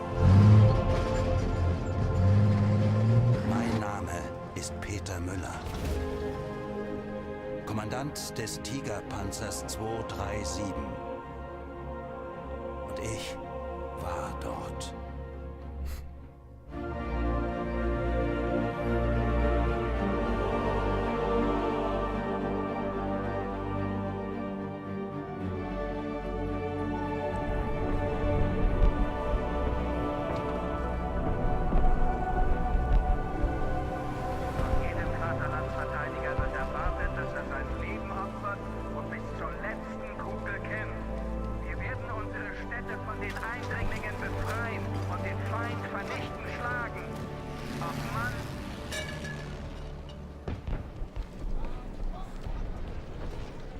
Ist doch sowieso bald alles vorbei. Müller! Sagen Sie mir, dass wir Nachschub kriegen. Und einen neuen Funker. Das wäre gelogen, Kerz.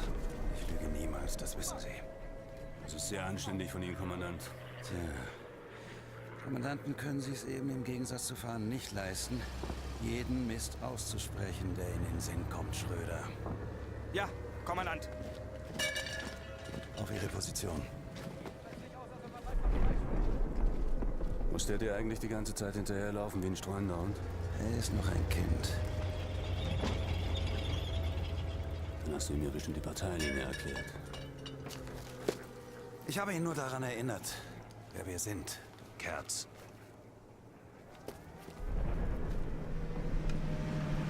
Vertrau auf unser Steck. Vertrau auf Deutschland. Vertrau auf uns. Und?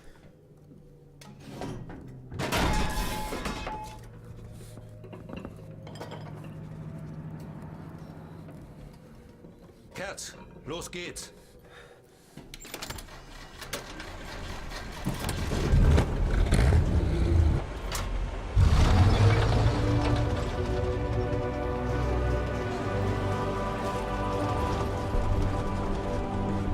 Warum sprengen wir nicht einfach die Brücke und halten die Amis auf der anderen Seite?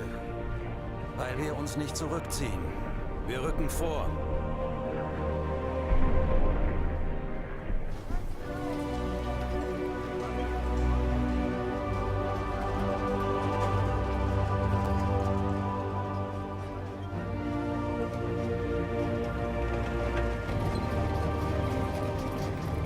Was passiert mit denen? Die kriegen das, was sie verdienen. Scheiß Feiglinge. Gemeinsam sind wir stärker, vergessen Sie das nicht.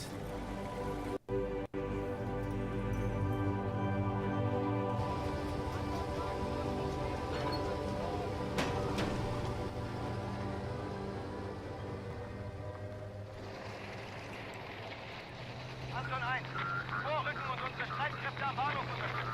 Anton 1, rücken Sie umgehend zum Bahnhof vor. Befehl bestätigen, Hartmann. Let's see. Okay, I've already got these. So. Ja, Kommandant. Anton 1 an Oberkommando gehen jetzt in Position. Anton 1 geht jetzt in Position. Alles klar. Aufbruch. I think one thing I really liked about this is it reminded me a lot of the Through Mud and Blood Kerz, nach rechts. story from Battlefield 1. Sie scheinen sich schnell zu nähern, Kommandant. The Tiger just winds up being this great sort of personification of Germany at this point, and you have all these different sort of perspectives and attitudes being represented. Oh, come on. Mir gefällt das nicht. Sei stark, Hartmann. You know, you have the loyalist, you have the, you know, you have people sort of questioning what they've been doing. Whoa, what's going on here?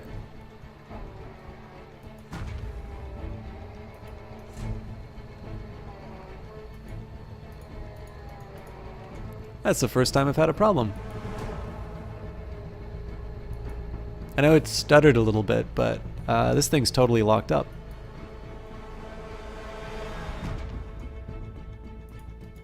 I might have to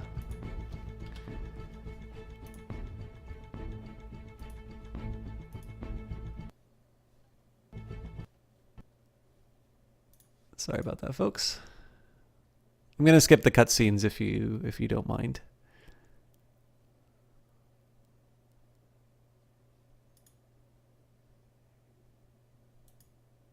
By the way, I hope that manufacturing story came across. One of the challenges I ran into is I had a lot more prepared for it than I got to do. I actually wanted to spend a lot more time on the Queen of the Hurricanes. And unfortunately, like I said, a lot of that just kind of vanished into the ether. So I hope my lack of preparation invites the sort of the opportunity to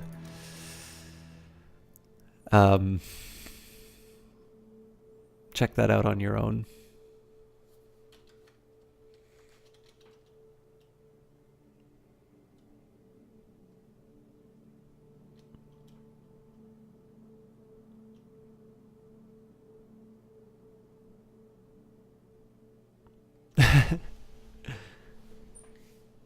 I'm glad you got to hear that, Isaacson. I was a little worried. No, that's fine. It's sometimes I am totally fine, and I really like having lurkers. The only thing is that it's hard to tell whether or not people got to hear some of the stuff that I think they might enjoy. So. Anton 1 an Oberkommando. Schienen sind frei von Feind. Gute Arbeit, Anton 1. Wir wussten, gegen einen Sieger haben Sie keine Chance. Rücken Sie jetzt auf der Hauptstraße vor. I also happen to think Ronnie is very attractive in that photo, but Johnny Big Time said that smoking is a deal breaker for him, so he disagreed. Oh, come on. I'm so bad at this. Wie stark sind Ihre Oh. Verbände? Spielt keine Rolle. Sie sind uns nicht gewachsen.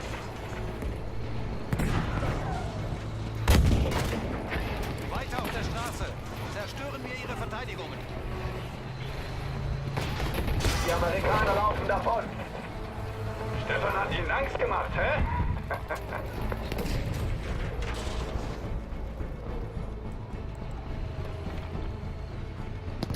Artillerie. Anton 1, schalten Sie die Artilleriestellungen auf dem Hauptplatz aus.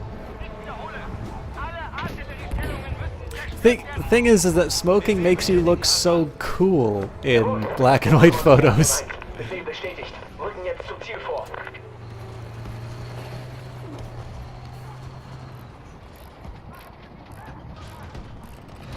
Alles erledigt.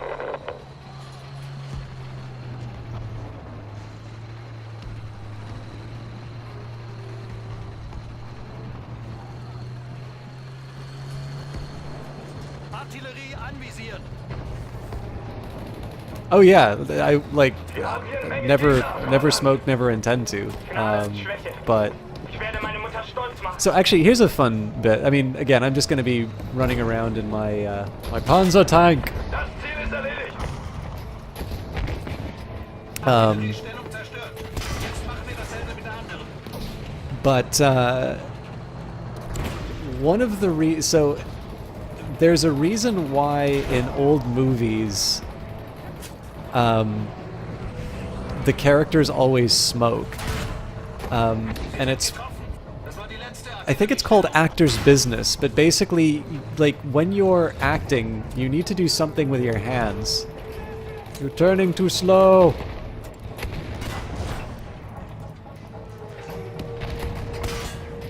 Der macht keinen Mucks mehr. Scheiße! Sherman! Anton 1, feindliche Panzerdivision versucht, den Platz umzustellen. Sofort angreifen und abwehren. But yeah, so like basically, Mein Gott, das ist eine Falle! Gott, Schnauze, Hartmann. Wir können sie nicht abhängen. sorry, Cat, sehen Sie zu, dass wir immer irgendeine Deckung I really need you to hear the German dialogue. haben. Sie feuern nur, wenn sie ein Ziel haben. But yeah, basically, when you're looking to have somebody do something with their hands during a dialogue scene or something like that, lighting up is actually a really convenient, a really convenient little bit of actor's business. Keine Ahnung. Soll ich ihn in die Luft jagen, Kommandant? And I suspect that it is responsible for a large amount of smoking, just because it kind of creates this this norm. Mein Gott! Panzerfaust! Panzerfaust! This is so much easier when I'm well, one, when I'm able to repair, but also when I'm in oh, brace yourself.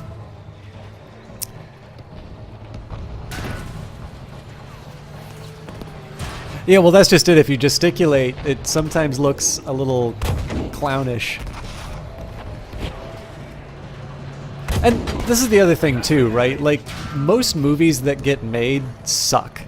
Like, it's just a, you know, it's like any art thing, right? Like, if you need to produce stuff, like, on a somewhat regular basis, people are, you know, like, if you're doing something to pay the bills, you're not necessarily going to put your heart and soul into it. That means that you're going to cut corners. And so instead of coming up with clever ways to give your actors something to do, you just say, oh, hey, let's make them smoke. And that's assuming that they try to be subtle about it at all. If you look at some of the first sound films, you'll see, like, the man and woman leaning into the potted plant that clearly has the microphone, so... Mein Gott, ich kann nicht. Das war verdammt knapp. An alle Panzereinheiten! Rücken Sie zum Sammelpunkt vor! Attackieren Sie alle feindlichen Einheiten und jagen Sie die Angreifer aus der Stadt! Herz, bringen Sie uns zu dieser Position. Ja, Kommandant. Thank you for pointing the way, Commandant.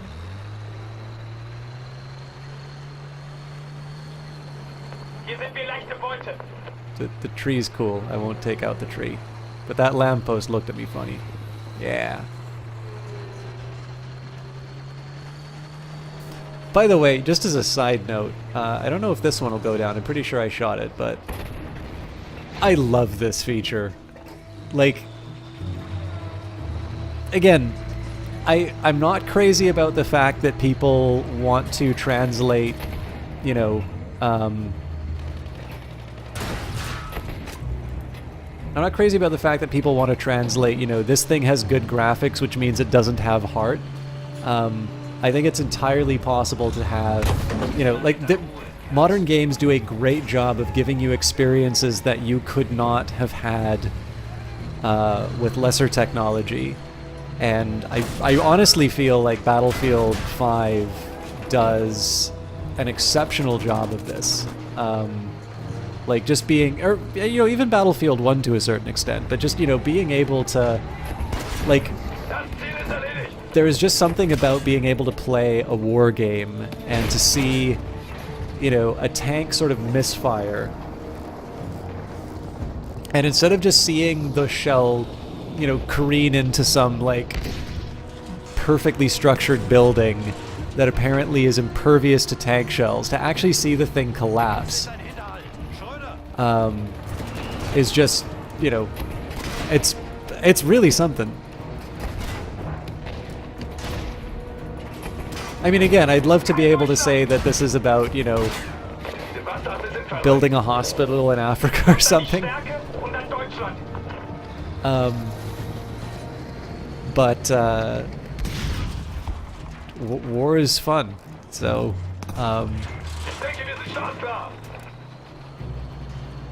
I have to deal with seeing the destruction of buildings rather than the construction of schools and hospitals.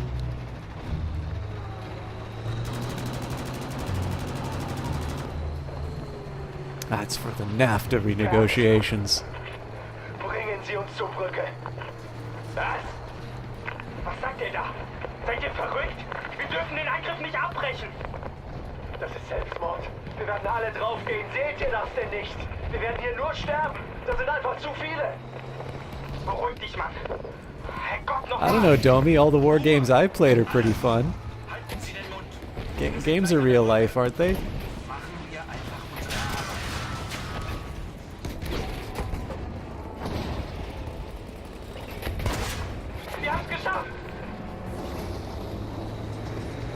like a Rammstein concert.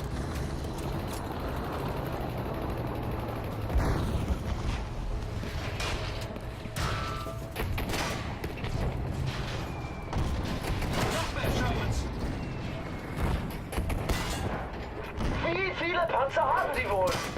Ganz ruhig. Wir schaffen das. Sollen Sie nur kommen. 12 Uhr!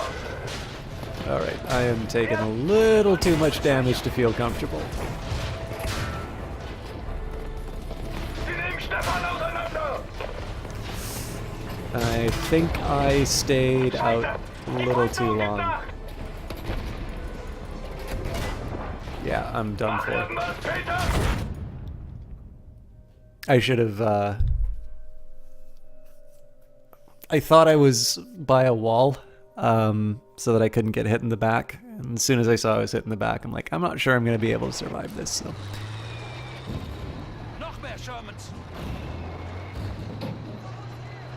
Das sind so viele, Herr im Himmel. So viele! Sie haben Panzer, aber wir haben einen Tiger.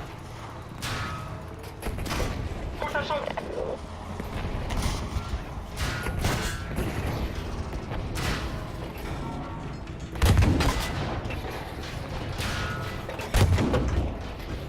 Oof. 12 Uhr! Genau vor uns! Come on, don't do this to me. Was war das? This, so if you're moving partway through and then you hit the zoom button, it'll actually, it'll focus in on where the turret currently is rather than where you want it to go. Anyway, you all know that I suck at this game already, so... Wait a minute, not except you have a girlfriend in the game. In that case, she's your girlfriend in real life too. This rule even applies more to anime games, but in all other games are not in real life. Well, there's Valkyria Chronicles, which is sort of, it seems like it takes place in sort of a fictionalized World War II. Get in the tiger, Peter!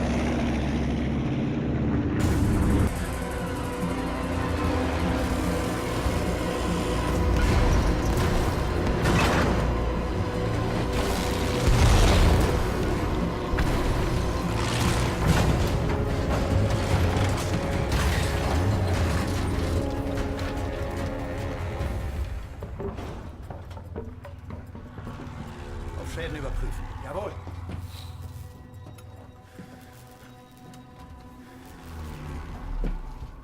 Statusbericht. Hier werden wir uns nicht lange halten können. Jemand muss da raus, uns einen Weg suchen. Schicken Sie Hartmann. Wovon zur Hölle reden Sie da? Der Mann ist nicht in der Verfassung. Vertrauen Sie auf unsere Stärke. Das waren doch eure Worte, oder? Keine Schwäche, keine Sentimentalitäten. Oh, Herrgott nochmal. Sie sind so wichtig. Das können wir nicht riskieren. Und ich bediene das Geschütz. Dann mache ich das eben.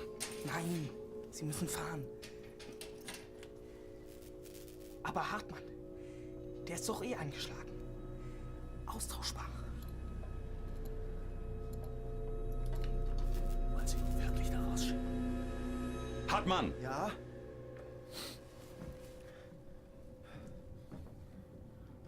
Steigen Sie aus dem Panzer. Suchen Sie uns da draußen einen Weg ins Freie. Herrgott nochmal, Müller, nein, der Mann ist nicht in der Verfassung. Bitte, Peter. Ich kann wirklich... Raus aus dem Panzer, Hartmann. Ich möchte, dass Sie Ihre Pflicht tun.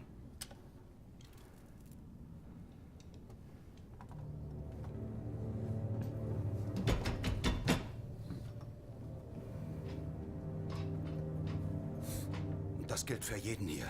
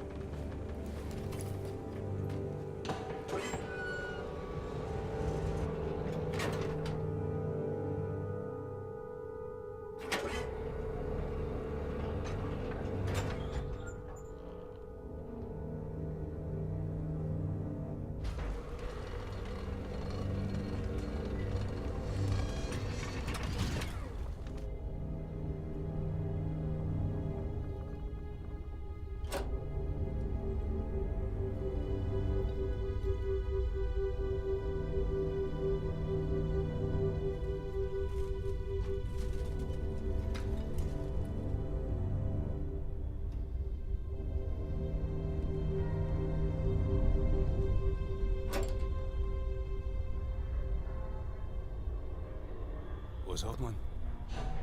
Wo ist der hin? Der I'm sure desertiert. it'll be fine. Das wissen Sie doch gar nicht. Ruhe! Hören Sie das?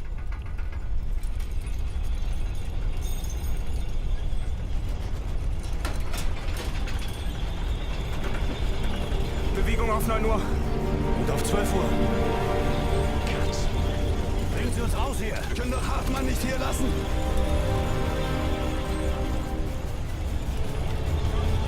Raus, los!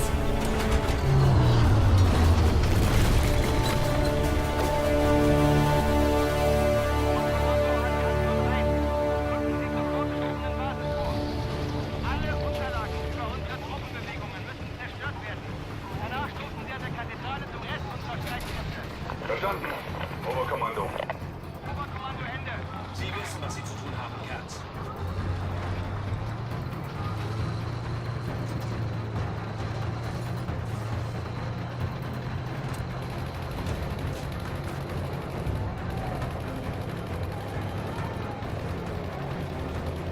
Weg, weg! Weg von meinem Panzer!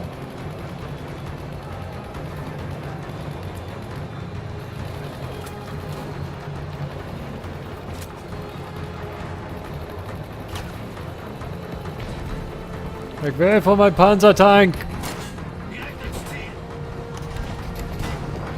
Der macht keinen Mucks mehr.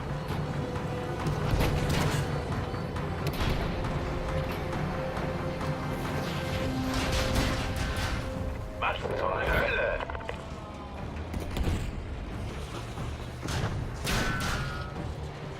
Feindbeschuss! Was zur Hölle?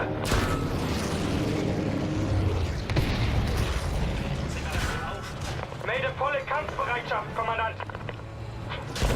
Warum kann er nicht einfach Ja sagen? Strengen Sie sich gefälligst an. Ich hab's gleich! Einsatzbereit!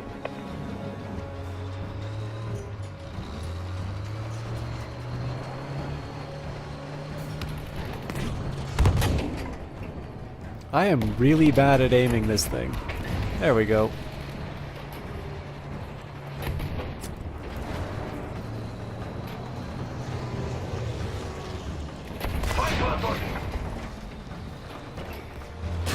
Yeah, better get in the tank there, Peter. Yeah, no problem, Domi. I'm just gonna be running around in my Tiger.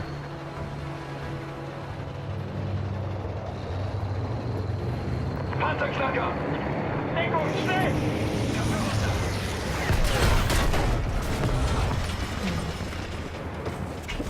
Scheiße! Komm schon, Stefan, das ist jetzt echt kein guter Zeitpunkt. Können Sie es reparieren? Vielleicht. Dauert aber eine Weile. Was ist mit dem Panzerknacker? Kerz, bringen Sie Stefan wieder zum Laufen. Ich schlage mich zu den Flugabwehrgeschützen durch. Du bist verrückt, Peter! Crazy like the desert fox. Reach the documents without alerting any enemies. Blut und Tod. Ohne meine stählerne Hülle unterschied mich nichts von den Leichen in den Ruinen. Ich war keine gedankenlose, allmächtige Maschine, sondern einfach nur ein verwundbarer Mann voller Fehler.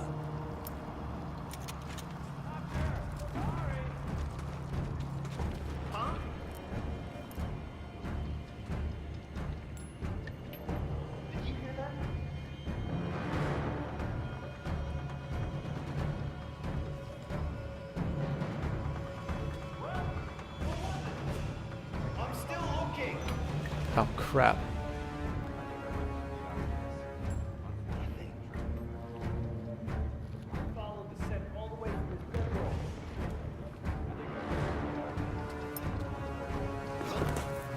Oh, you're kidding me.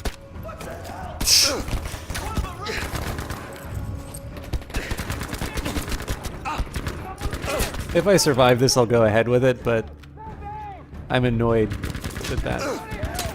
that turned out that way.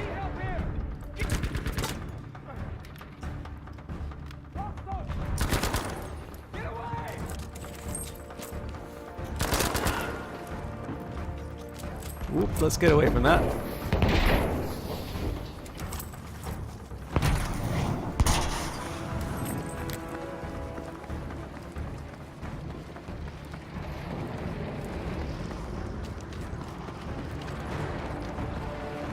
I mean, in fairness, that was a really dumb approach that I took to that, so I can't be too upset, but...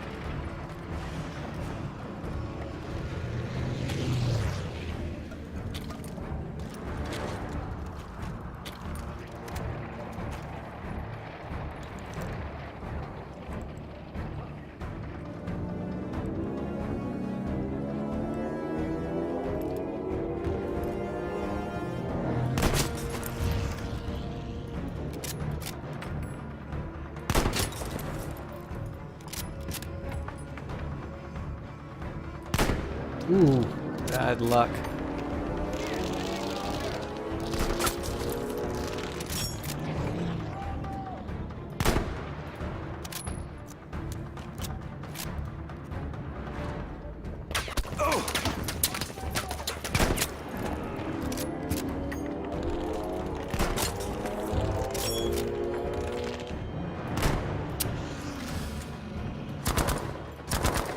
That's gonna be another guy up.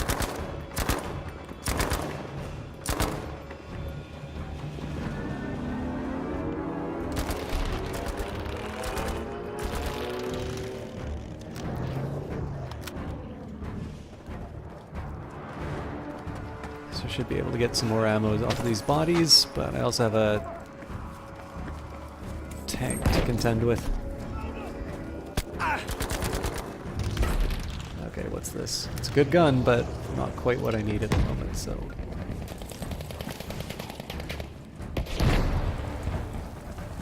Well, glad your aim's as good as mine.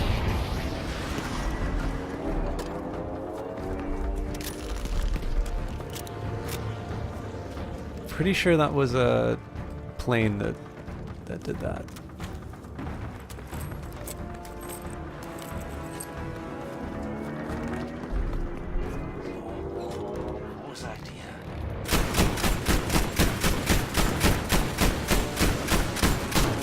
I don't think I hit any of those.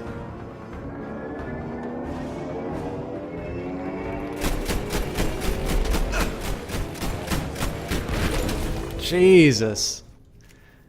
You know, when I did this on hardcore, I took out the entire army with with the AA gun. This time I took out the army and failed to take down a single plane. Oh well.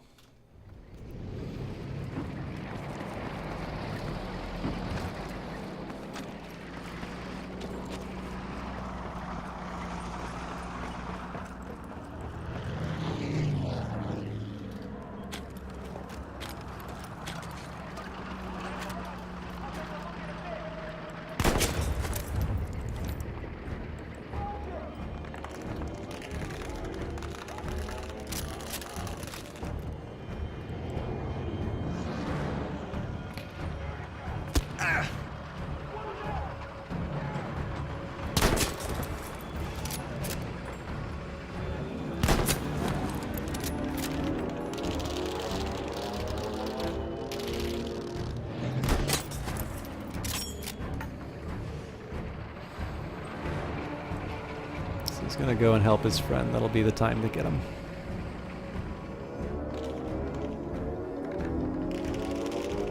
His friend expired.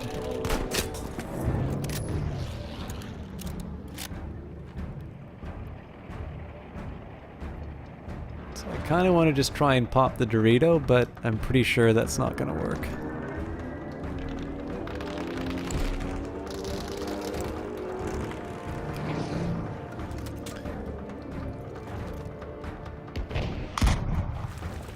I've worn out my welcome here.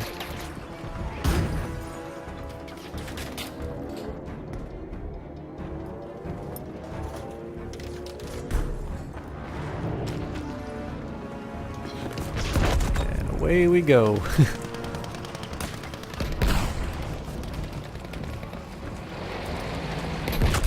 What am I doing?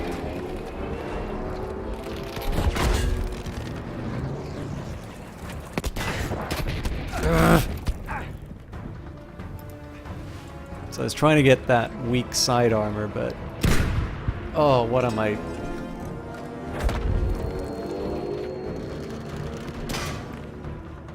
That still wasn't enough to take it out.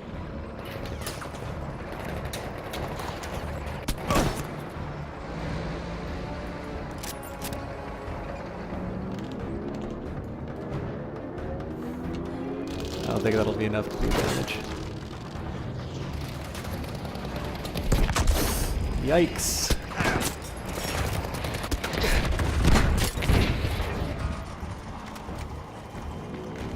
Got him.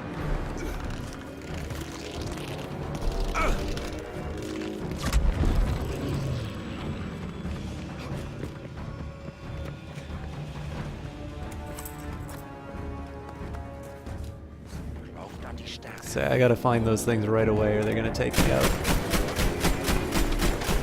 Okay, good news. It's a little close for comfort.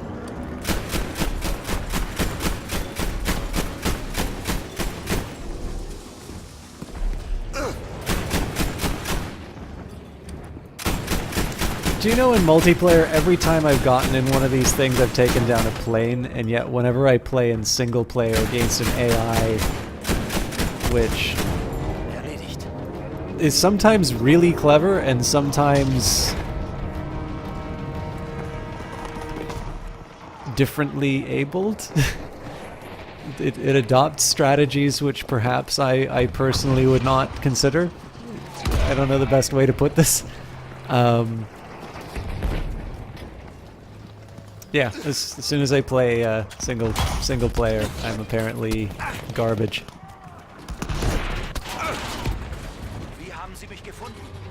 Good.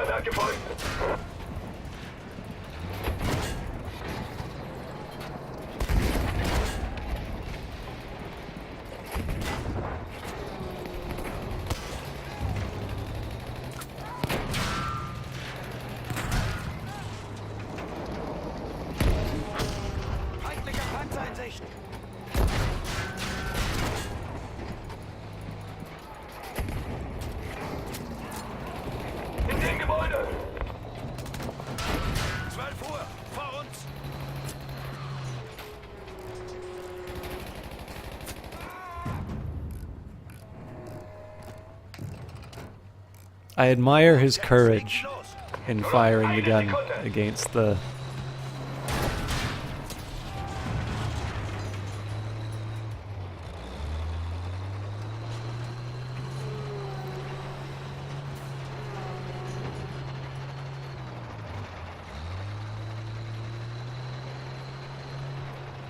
Stefan ist kampfbereit, aber das Funkgerät hat den Geist aufgegeben.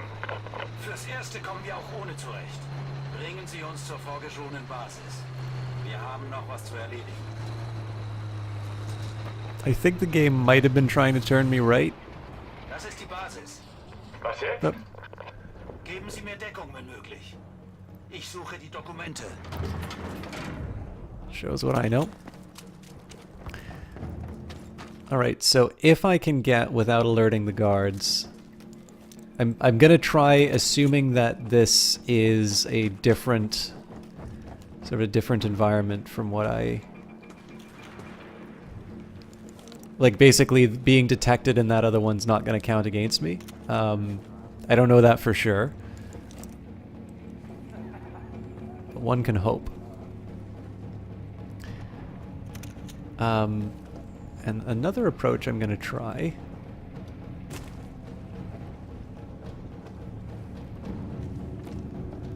is to go around the front door entirely. Okay, now this is gonna... Oop.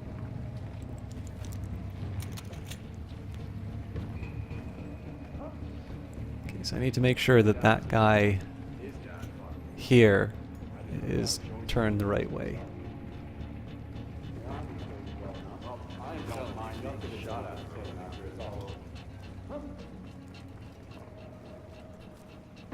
Okay, so he's going the right way.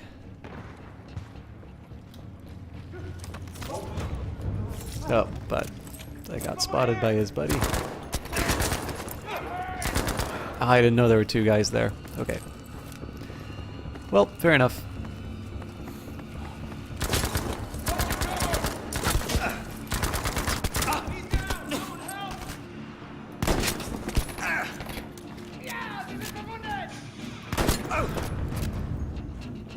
That's gonna drop some artillery on me. Yeah, so obviously I've sort of lost my inclination to spend a lot of time on extended stealth sequences that I screw up anyway, so that was not a textbook example of battlefield play, but it got the job done.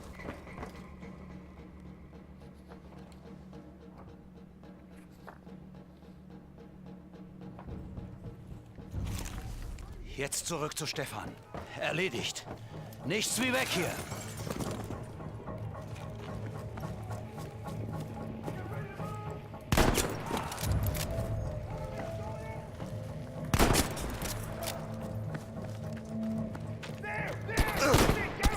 Oof.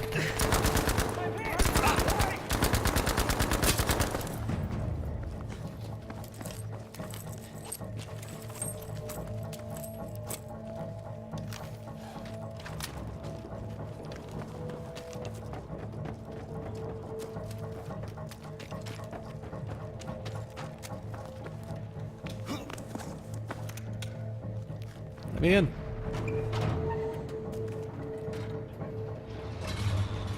Was sind die Befehle, Kommandant?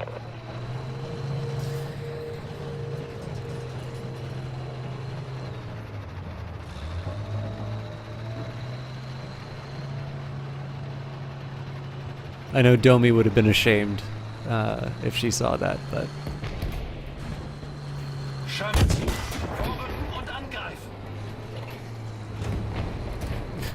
Really? What was stealthy about the tank shell?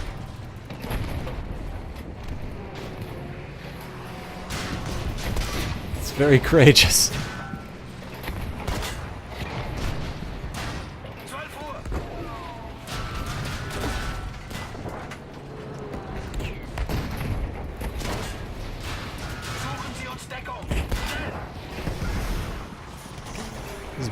So basically the play here was to try and get to an area I could turn around.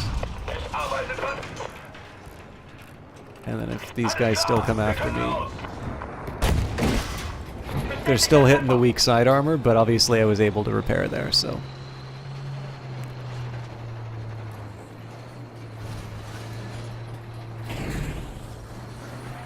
The funny thing about this time around, I'm not quite sure what I've done... Oh, that was not a...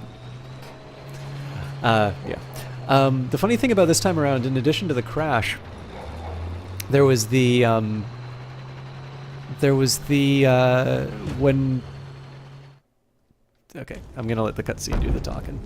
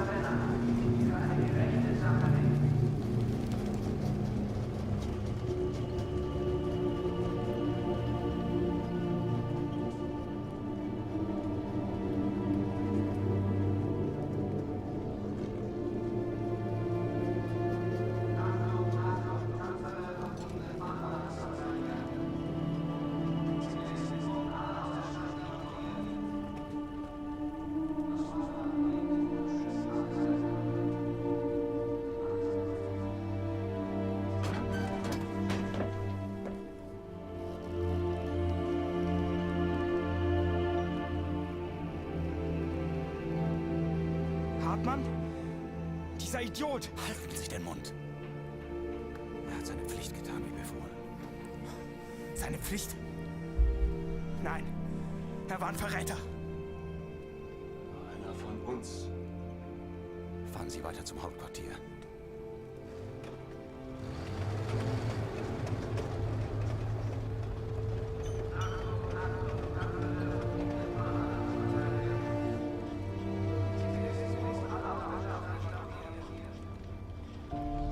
Wo sind die? Wo sind die Verteidigungsstellungen? Kommandant, was ist hier los? Ich werde es herausfinden. Sie reißen sich zusammen, Schröder.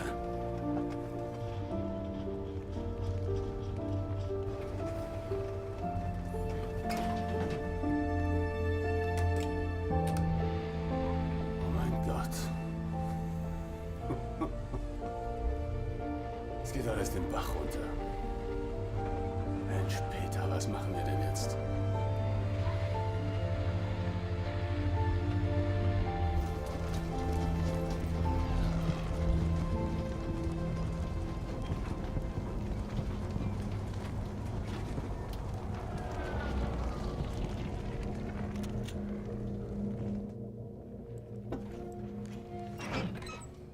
Wo ist jetzt die große Verteidigung? Hier sollte sie doch sein. Wir sind allein. Bleiben Sie, wo Sie sind. Ich besorge uns ein intaktes Funkgerät.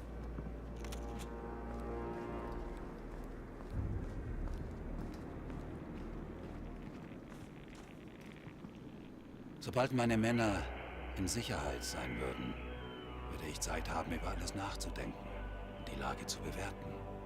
Das redete ich mir jedenfalls ein. Damals habe ich meine eigenen Lügen nicht erkannt. Achtung! Alle mobilen Einsatzkräfte an der Kathedrale! Verteidigen Sie den Brückenkopf um jeden Preis! Lassen Sie niemanden vorbei! The cathedral is surrounded. Forward your weapons. You cannot win this fight. Für Deutschland! Wir sind hier, um Deutschland zu verteidigen! Verflucht! Sind Sie verrückt? Ruhe! Alle! In Bewegung bleiben oder Deckung suchen! Ziel bewegt sich noch. God damn it. Erwischt! Da! Amerikanischer Panzer! I think I'm gonna try and keep the front armor up first. See if I can repair in between. Da kommen noch mehr Panzer! Gut, Kerls, legen Sie los! Komm schon, Stefan, reiß dich zusammen!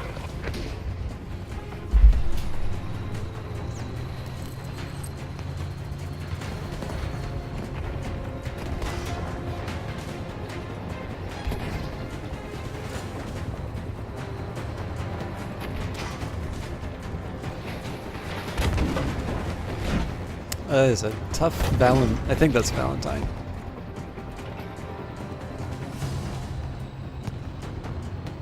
Peter! Wir sind in der Unterzahl! Wir können nicht gewinnen! Halt's Maul, Verräter! Wir dürfen uns nicht ergeben! Wir müssen... Welcome back, Domi. I think you timed that perfectly. But if you want, I can replay the scene where they find Hartman.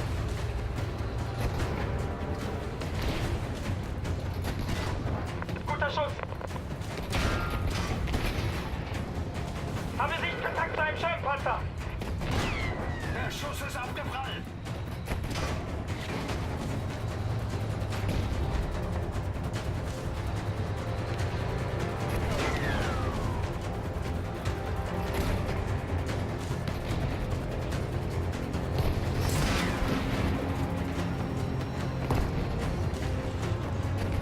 Da sind noch mehr! Durchhalten! Volltreffer!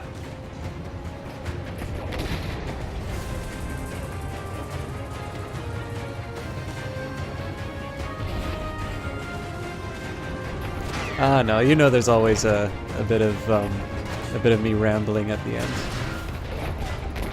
I picked a really bad spot here because I'm being taken on both sides. Yeah, this is not good. Obviously, I want the front facing these guys first. Oh, Jesus Christ.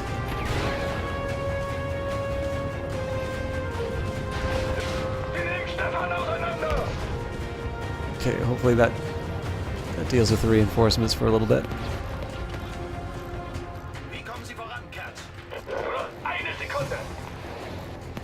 There we go.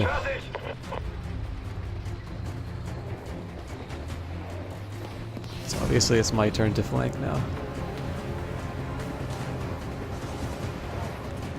I know I said this before, but one of the things that interests me so much about this one is that obviously so much of the encounters in the tank battles are the ability to sort of get a good flank in, and the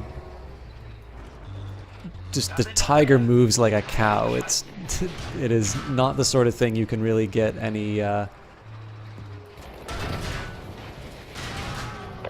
real positional advantage with.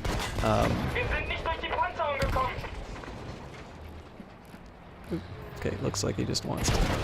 So like this is a perfect example of where you don't want to be in these tank fights, because he's got his front armor facing me. And I've got a guy behind me, so I'll get the one repair, and then we're going to turn around. So yeah, in that particular case, the front armor was facing me, meaning it'll take 2, potentially 3 shots to take the guy out. And in the meantime, I've got my flank exposed, and also my backside exposed to the enemies. So, hey, Lady Dow, how you doing? I am sorry you missed the first story we told. I would love it though. I know we don't have a lot of people from the start still around, but for those of you who did hear it, would anybody like to fill in Lady Dow about what the 3rd Canadian story was?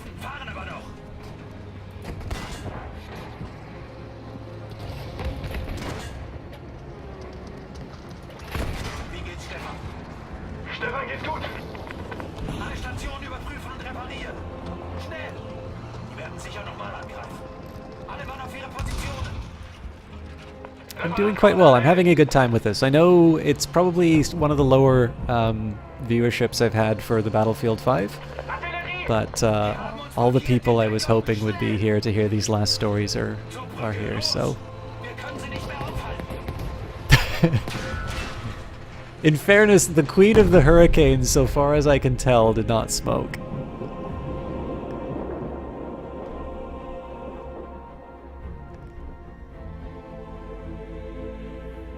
Again, nice little bit of visual storytelling here, right? As the tank crew is breaking apart, as the Reich is crumbling, you get to see all the flaming flags.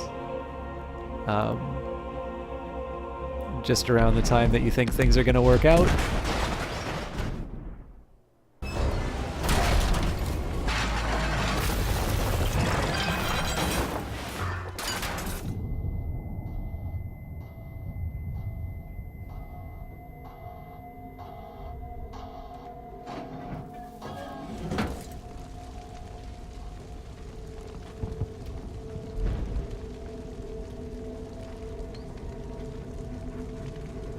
Not just the role of women, Canada itself changed.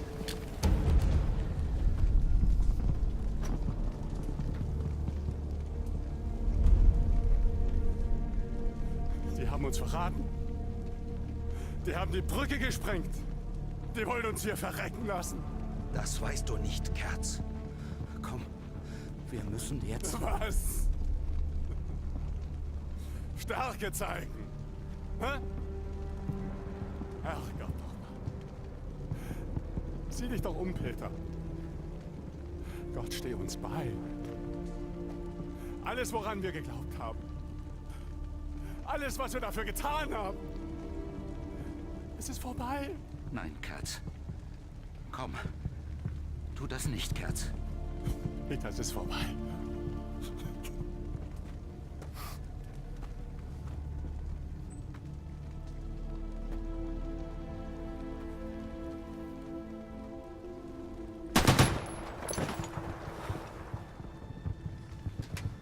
Er war ein Verräter. Kerz! Kerz! Aber es desertiert. Gemeinsam sind wir stärker, richtig? Die Schwachen überleben nicht. Das waren doch ihre Worte, oder? Sagen Sie's!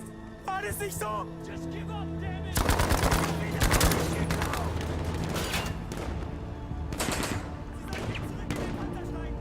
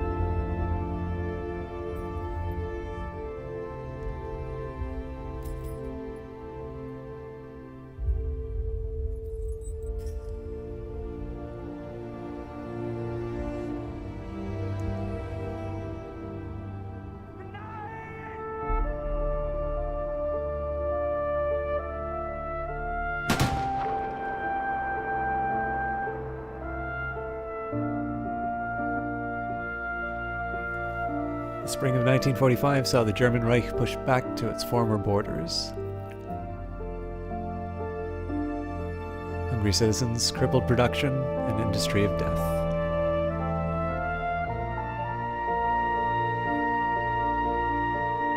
But no surrender.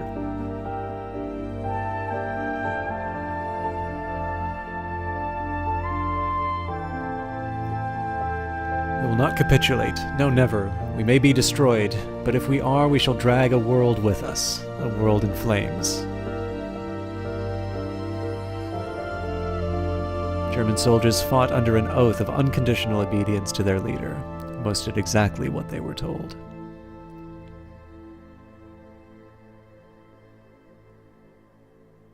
The order to fight to the end would cost lives measured in the millions.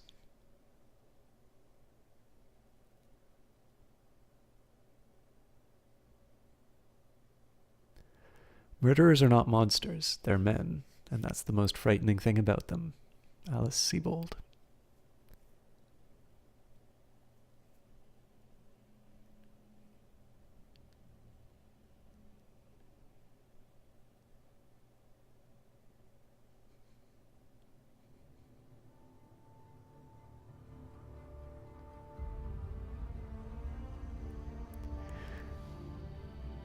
So, for the last story, there is the Prime Minister that I was talking about. The Prime Minister who served during World War II, the one who had appointed C.D. Howe, longest serving Prime Minister of Canada, William Lyon Mackenzie King.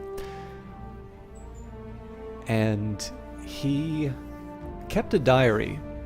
And it's actually a diary that is available online. And one of the challenges that I encounter, and sorry, I know everybody's reacting to the story, but I'm trying to move on to my Canada bit, so please feel free to continue discussing it in chat, but I also need to find this bit here. But the challenge that I had trying to find these fragments from his diary is that the copies available online are potentially, like, it's really hit or miss. Some of the transcripts are really clear, and some of the other ones are very difficult to read. And sometimes you need to sort of piece together these fragments. But what I did find was during one of the monk debates, Fareed Zakaria relayed this story, and he relayed it in a particularly, I think it was a very effective way. So what I would like to do here is to read his words. So again, this is from the monk debate on the future of geopolitics. And this is essentially his words. This is coming directly from the transcript. About a year after Pearl Harbor, Franklin Roosevelt decided that he wanted to try to figure out what kind of world the United States wanted to build at the end of World War II. He could already see, believe it or not, that the United States would decisively win the war. Yet he didn't have somebody to talk to that he really trusted except Mackenzie King, who was a confidant of his. And he asked him to come to Washington. And King took the train from Ottawa down to Washington, and they sat down at dinner. Roosevelt had a martini. He didn't offer Mackenzie King a drink because he knew that he was a teetotaler. And then they went into the Oval Office, and Franklin Roosevelt, an aging, visionary man, described to him the kind of world that he wanted to build. Mackenzie King kept a diary, and so it is one of the rare instances where we have Roosevelt's vision recorded.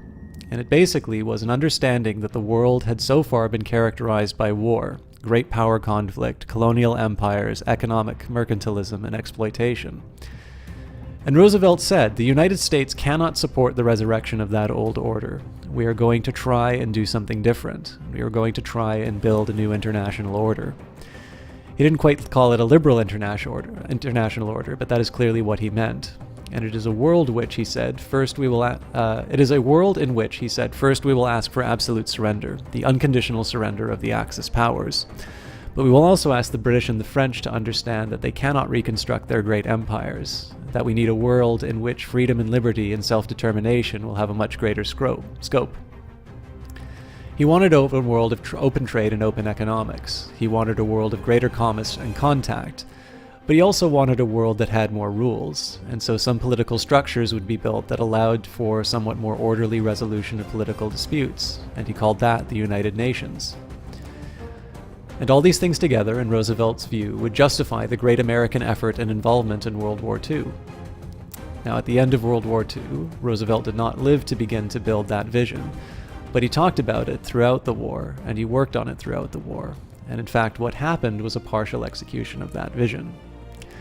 So that's probably the fragment that I wanted from Fareed Zakaria's remarks. And in the end, there are only some parts that Canada can play in that. Clearly, that is a vision that was Roosevelt's. And while it is very telling and very important that Mackenzie King was his confidant, and it does speak to the relationship between Canada and the U.S., in the end, the U.S. was the emerging power, and it was one that decided what the structure would be like.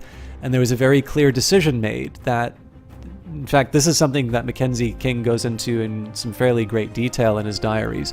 He was thinking about the specifics of the end of the Civil War and how it was the insistence of Grant to demand the surrender of the South, to take the weapons, and to rebuild the United States rather than to have some negotiated peace.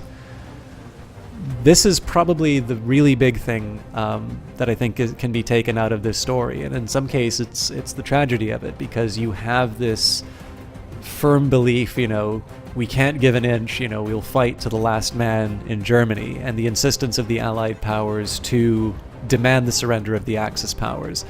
In fact, there wasn't a discussion of the bomb. In this case, the idea would be that after the fall of Germany, that they would have Russia declare war on, well, I think they'd already declared war on Japan, but effectively, it would be the collective might of the Allies that would bring the Japanese empire to heel.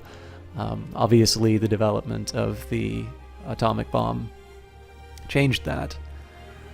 But I do think there's something to be said for the story that we hear of this, and we hear of Roosevelt's specific words, the good things as well as the bad. Roosevelt really did seem to be somebody who felt that Germany should be deindustrialized, and ultimately through the Marshall Plan it wasn't, and I think that was the right call.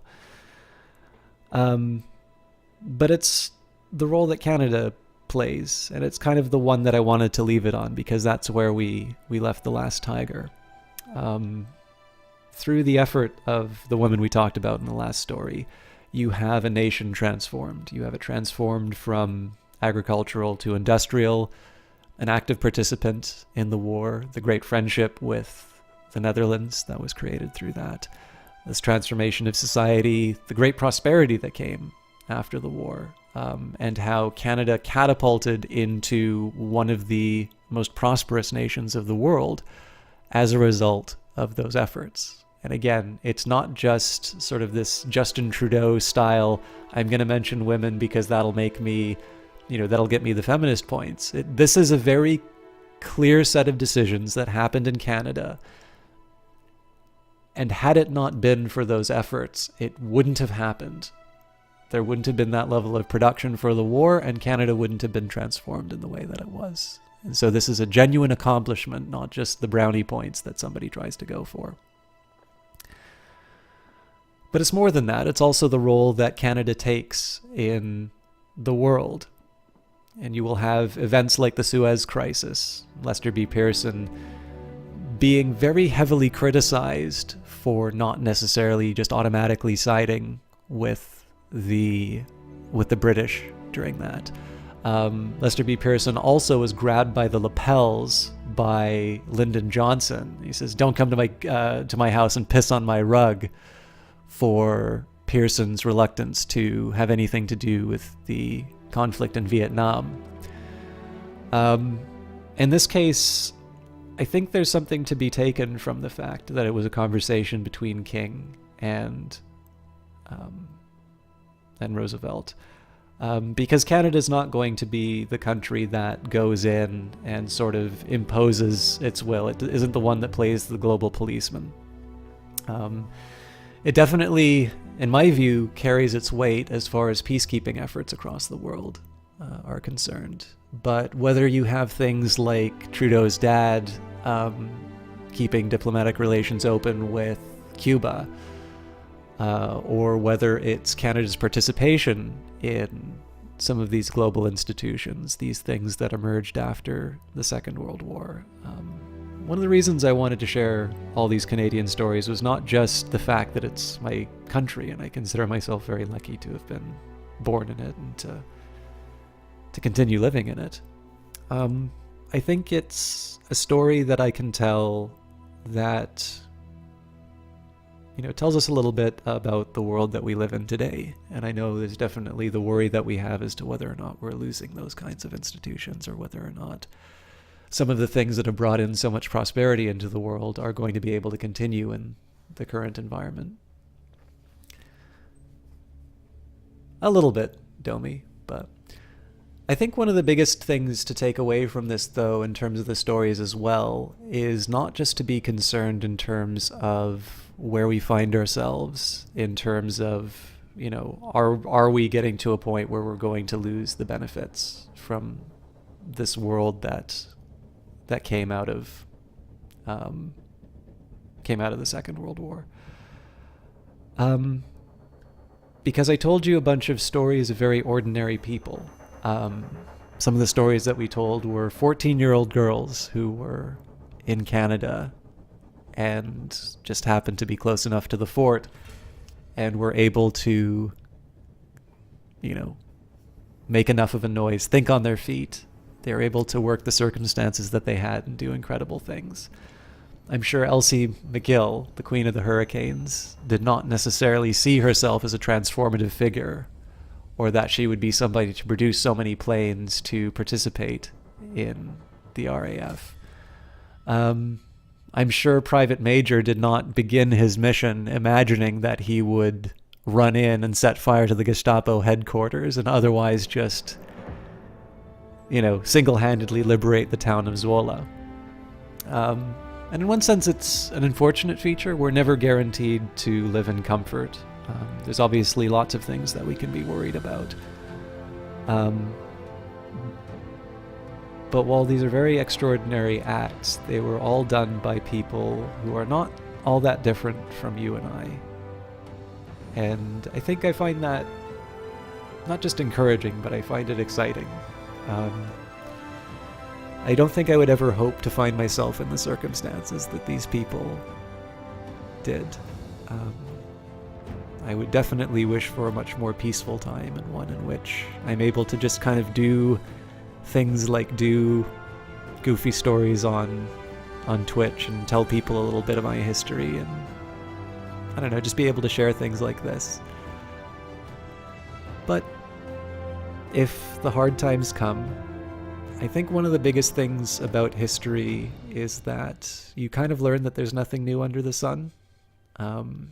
It doesn't necessarily give you a roadmap for where to go in the future, but it does tell you that people have faced things not so different from you, and potentially even harder things than you.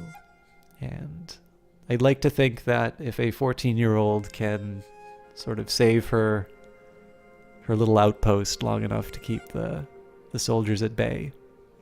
And if the women of Canada can overcome the Whisper campaign, if they can find pleasure in things like drawing lines against their legs to simulate nylons, and if, Canada, I think the thing that really struck me about the C.D. Howe story was just the level of pragmatism that, in one sense you can't go full communist and say that businesses don't know what they're doing.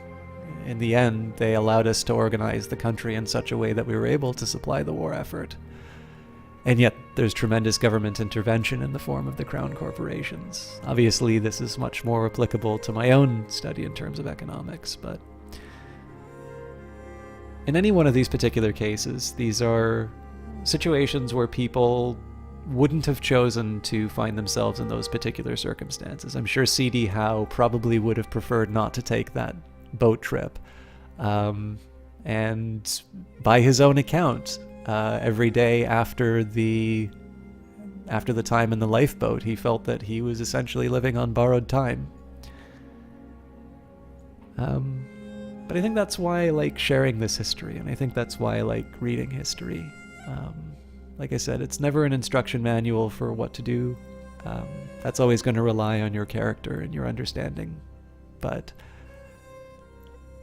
there's also the knowledge that there are people who've been very much like you, who have faced similar circumstances and have gone through. And with that, I think we will say goodbye to Battlefield 5. I'm really looking forward to going back to playing this in multiplayer. This is a really great game. I really do hope that you guys enjoyed not just the war stories, but you enjoyed the sort of the in-between stories that we had here. I hope whether it's one of the original 4 or whether it is the stories I told in between, that you got something new out of this and that you have a reason to go and search out some of this. Again, there was Leo Major, there was Elsie McGill, the Queen of the Hurricanes. There's all of these really fascinating figures. C.D. Howe, William Lyon Mackenzie King. I do hope you get the chance to look these up and see for yourself, or better still, take a look in your own country and see what happened.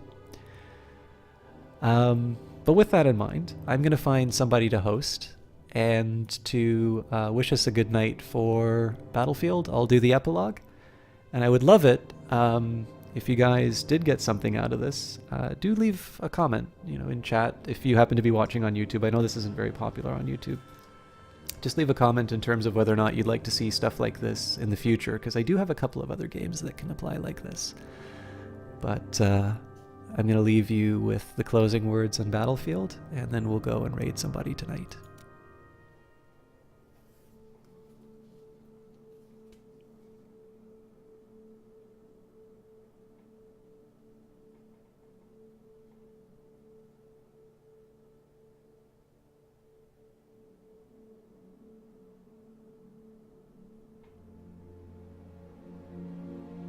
I was a good soldier, one among many, firing cruel weapons at strangers in different colored uniforms, in countries that didn't belong to any of us. God help us all. The wheels of war are still turning. Throttles set, engines roaring, armed, fueled, in motion.